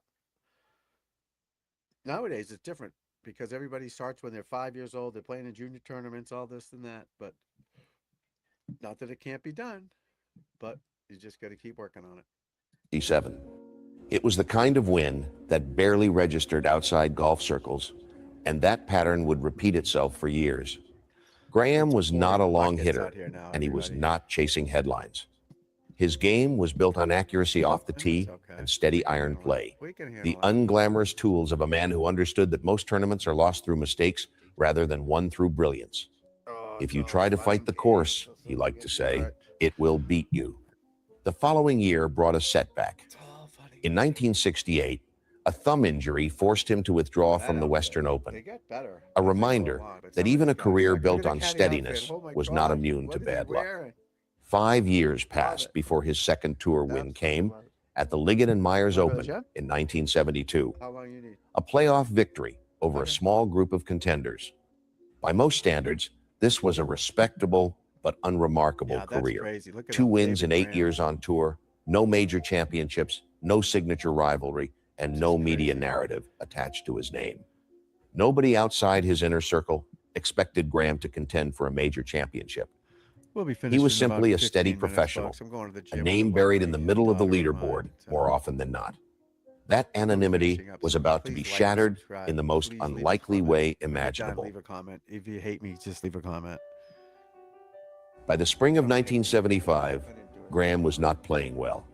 Days before traveling to the national championship at Medina Country Club, he admitted to a reporter that he had no business going to the U.S. Open that week and playing a difficult course like that one.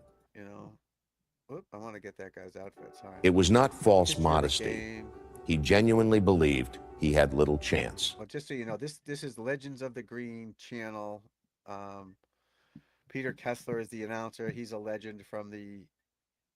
Why is that doing that? How do I get that up? The tournament began exactly as he feared. Graham opened with a 74, 7 strokes behind the leaders. His second round. But yeah, people don't realize the legends of the game and people that came before us that were just so great and started all this. You know, it's so important to respect them and honor them. You know, so we're gonna do that. Was little better. A 72 that left him 11 strokes off the pace and buried in 40th place on the leaderboard. At that point, nobody, including Graham himself, considered him a contender. The tournament belonged to the biggest names in the sport. Then something shifted. A third round of 68 pulled him within 4 strokes of the lead, quietly climbing back into relevance while the golfing world still had its eyes fixed elsewhere. On the final Sunday, the leaders began to fall apart under the pressure of the course. Jack Nicklaus. Frank Beard, the overnight leader, failed to make a single birdie all day. Jack Nicklaus, chasing a 4th national championship, bogeyed his final 3 holes after briefly sharing the lead. Tom Watson, who had led after the opening round, played the last 36 holes, 20 strokes worse than his first 2. While the favorites collapsed, Graham simply kept playing his own game, steady, patient, unspectacular. When the dust settled after 72 holes, no player in the field had finished the tournament under par. Graham was tied for the lead with John Mahaffey. Please like, subscribe, share it. I'm trying to grow the channel. I'm trying to make this the golf channel where you can participate, talk back. We're going to have call-in shows. I've got awesome guests for my podcast, which is called One Foot in the Rough, patented, trademarked, and all that shit. So don't try to steal it from me because I'll be mad. You can't steal it. It's already patented and all that. But trademark. Let's see if I can find the logo. Tell me if you think this logo is good or bad. Where did I do with it?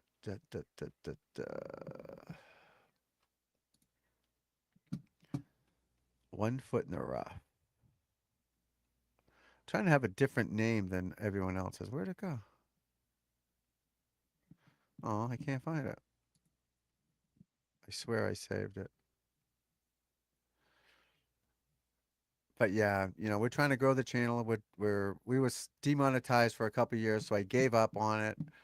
I stopped live streaming and stopped doing it, and now we're getting back to it. So we got almost 11,000 subscribers. So subscribe, hit the notification button, all that stuff, so you know when we're doing these cool shit with what the hell did I do with it? Maybe I didn't subscribe. Maybe I didn't. I thought I saved it. So I want you all here. Where's one foot in the rough?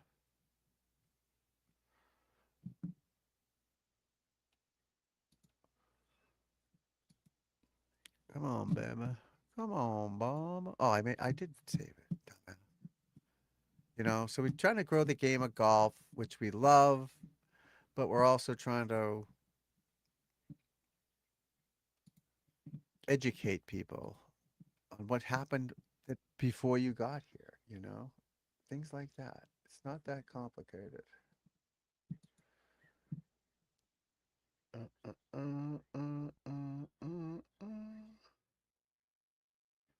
Oh, I see where I put it.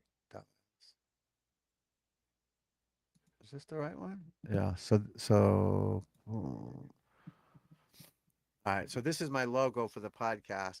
1 foot in the rough. If you don't know what that means, you'll know that in 2 seconds here. See that? So you go to the back of the tee, farthest back tee box, and you have 1 foot where they don't cut the tee and 1 foot on where they cut the tee. And that's me pounding it right there. Boom. 1 foot in the rough. So that's the name of the podcast. These are live shows. They're different, and you're going to see some great guests on here, and it's just going to be fantastic. So hit that notification button. Forcing an 18-hole playoff the following day. In that playoff, Graham shot an even par 71 against Mahaffey 73, sealing the biggest surprise finish of his career. My goal was to play for pars, he explained afterward. Always busy. I know when I do that, I will get a birdie or two. Throughout the final round in the playoff, he later admitted his approach was almost defiantly simple. I kept telling myself, this is not the Open you are playing, he said. It is just another round of golf. I did not put pressure on myself. I put the Open out of my mind. So yeah. The final numbers told an extraordinary story. Graham had trailed the leader by 11 strokes after 36 holes and still walked away with the trophy. The largest 36-hole comeback in the history of the U.S. Open, a record that has never been broken. To understand how remarkable that number truly is, consider the golfer most associated with dramatic U.S. Open comebacks. Arnold Palmer, whose 7-stroke rally in the final round of 1960 is still treated as the gold standard of clutch golf. Graham's deficit was almost twice as large, and he did not erase it in one charging round. He did it quietly, over 2 days, without anyone paying much attention until it was already done. He walked away from Medina with $40,000 and a national championship. What he could not have known yet was that this triumph, remarkable as it was, would almost immediately begin fading into the background of golf history. Graham's victory at Medina should have been one of the great triumphs in championship golf. Instead, it became a footnote to somebody else's collapse. The 1975 U.S. Open is remembered for Frank Beard, who could not make a single birdie on the final day, for Jack Nicklaus, whose late bogeys cost him. Hey, that's Tom Watson right there. But Peter Kessler's the one talking. His channel is Legends of the Green. Subscribe to that, like that. They seem like good people. Hopefully they won't give me any YouTube strikes or anything crazy like that. So check them out. A fourth national title. Again, I will be leaving and for Tom Watson, 10 minutes, who played the weekend gym 20 with my strokes lovely worse daughter. than his opening 2 rounds. And again, I hope to come back on. The headlines went to the men who lost the tournament, not the one who won it.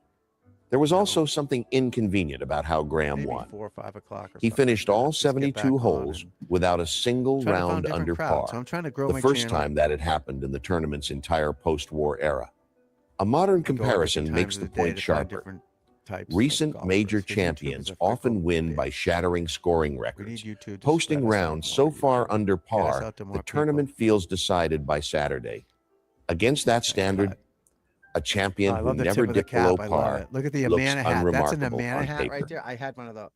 because my dad was in the golf business, right, guys? The hat's too big for him, obviously, but that's in Amana. They made like refrigerators and dishwashers back in the day. Amana. They were a big sponsor of the tour back in the day. Amana. That's Izod. He's got on for a shirt there, but Amana cap. When I got one of those when I was a kid, my dad got one for me somewhere. I was so happy because I wanted to be a tour pro, you know? The years I know what after, the pros wore. I had Medina were Amana not hat, kind to Graham. staff bag, What had felt like a life-changing payday wear quickly the Penguin turned into a shirt. memory Oh, as his it was form beautiful. disappeared. For 4 full years, he Absolutely could not find beautiful. another win anywhere on tour. The gap became so stark that by 1977, when he finally broke through again in Philadelphia, his entire year's earnings amounted to just $20,000, half of what he had won for a single national championship 2 years earlier. That same year brought a painful near miss. Graham finished runner-up at the U.S. Open, losing by a single stroke to Hubert Green at a course in Oklahoma. It was proof that his game had not disappeared entirely, but proof of a loss is a strange kind of consolation. Then, in 1979, everything turned around at I once. love that hat. In the span of just 71 days, Graham won 3 Sansa belt tournaments. right there. See, there's no belt, right? It was like you pulled this thing across and hooked it. A stretch. Oh shit! See, same thing here. No belt. Amana. They had these weird pockets. I mean, not Amana hat, but these were called Sansa belts. So Absolutely unexpected wonderful. that Golf Digest named him their comeback player of the year. Part of the explanation was almost comically simple. Graham later admitted that new clubs had made a real difference. Imagine After playing with these 17 clubs years they're of playing they're using not with wearing the same worn those set. The 9 leather iron was so grips, worn steel shaft. Never mind back in the day where they had wooden shafts and wooden club heads, but these guys were playing. he said that the bottom equipment. scoring line was All not even there blades. There was anymore. No matter how good an iron game shot I improvement hit, club, no it seemed I could not get the steel ball toe close to balance the clubs hole. back then. There was With no new King. equipment King invented and that, renewed right? confidence, King was the guy who each started win it. came Carson easier than the Sullivan last. started that. Winning that second They didn't tournament have was that easier stuff. than winning in Philadelphia, he said, and winning the third Everything one was was a a lot blade, a easier butter still knife, you know? because It I was had already crazy. won twice. By this stage of his career, Graham had also to be a ball represented his striker country to on make 3 it. Ryder Cup teams and helped the United States capture the World Cup in Had to be a 1975. ball striker. His resume, quietly, Oh, sorry about that. had become one of the All most right, get the complete ball out of in the trees and sport. back in the fairway, people. Get it back. Away in the from the fairway. golf course, Don't- Graham was don't do exactly the anything kind of stupid. person his playing style suggested. Don't do anything Calm, stupid. humble, and almost allergic The to Amana attention. hat on, the wooden He was not the club. type. Look at that. The wooden head, tiny. I don't know if that's a driver. It probably is. There's a sole plate. So you had to screw the sole plate onto the wood, right? And then on the face of it, they had these insert. You had to screw them in. That's what hitting it on the screws means. There were screws in the face. Oh, I gotta find a wooden club. I gotta find a wooden club. We can talk about To that. raise his voice after a So I bad gotta get shot or that. celebrate loudly after a good one. People who spent time around him consistently used the same word to describe him: gentle. Dick Horton, a longtime figure in Tennessee Golf Administration, put it plainly: Lou Graham is right there at the top of the gentlemen golfers that we have ever been blessed with in Tennessee, he said. David Graham. Anybody that ever met Lou became a friend All right, when or this an video admirer. ends, His I'm gonna hit character, the road and his go to the gym with personality, my and his daughter. golf game were And we'll exceptional. be back on later. He was a tonight. I man should of do a deep night show faith. for sure.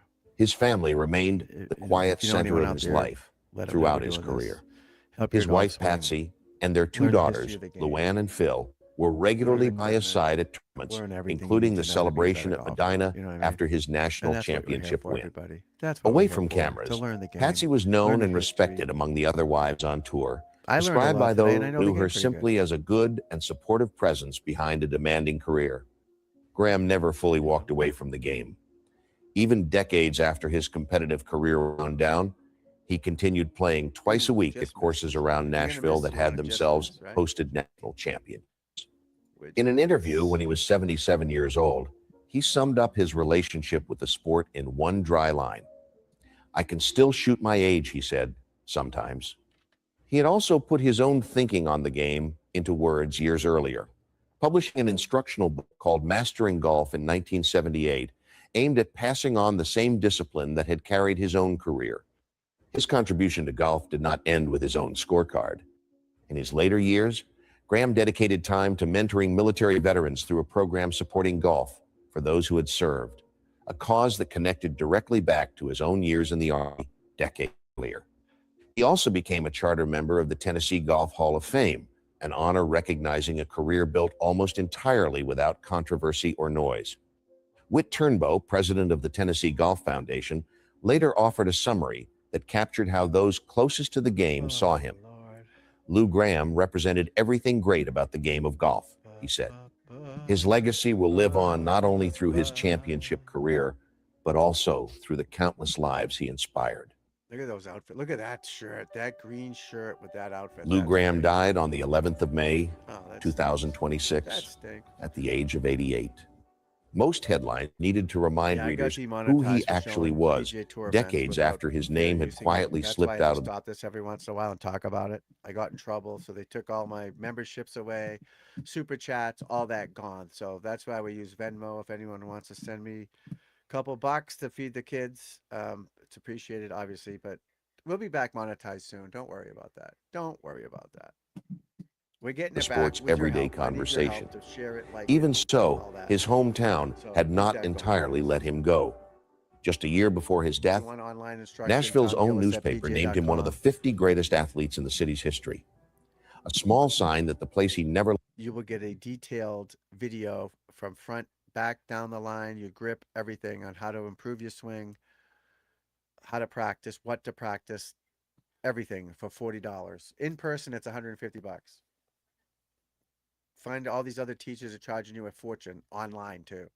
I charge you $40 for the initial evaluation, and it's $40 forever. So in another month, you want another one? left still remembered what the rest of the I'm not sport trying had to rob forgotten. anybody. We're trying to Perhaps just that quiet ending was always help the you play price of better the way he golf and played help me and the feed way he the lived. kids. No It's that simple. theatrics, no controversy, no dramatic collapse or simple. redemption arc for the cameras to replay for the next 50 years. Just a disciplined man who trusted his training, refused to fall apart when others did, and quietly that's walked Bob away Pye. with the trophy anyway. There is a certain irony in that. The very qualities that made Lou Bob Graham one of the Tosky. toughest All right, competitors of folks, his let's era, wrap it up. his humility, his composure. Let's wrap it up.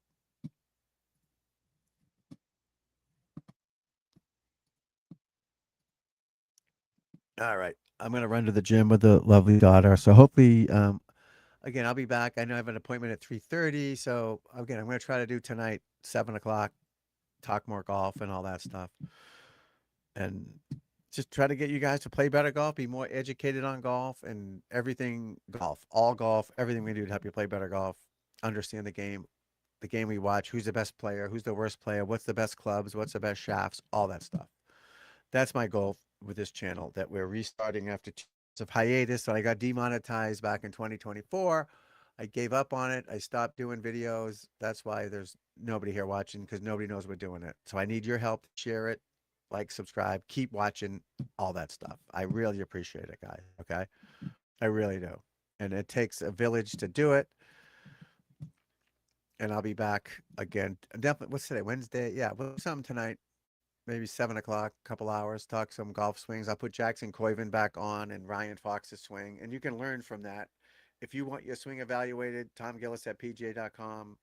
Email me. I can help you out. You'll love it. Trust me. Ask the people who've taken lessons from me. They get better fast. So thanks for the support. Like, subscribe, and I will keep grinding, man. We're not going away. Keep grinding. Watch the videos if you want. I got drills on there. Everything to help your golf game get any better. So it's pouring raining up here in the North Shore of Massachusetts. I'm going to the gym right now and trying to get stronger, faster, better. More videos coming. You're going to love it. History of the game videos, all types of stuff that golf fanatics want. And that's what I want here is golf fanatics. I'll take anybody, obviously, but golf fanatics is number one. So keep in the fairway, my friends.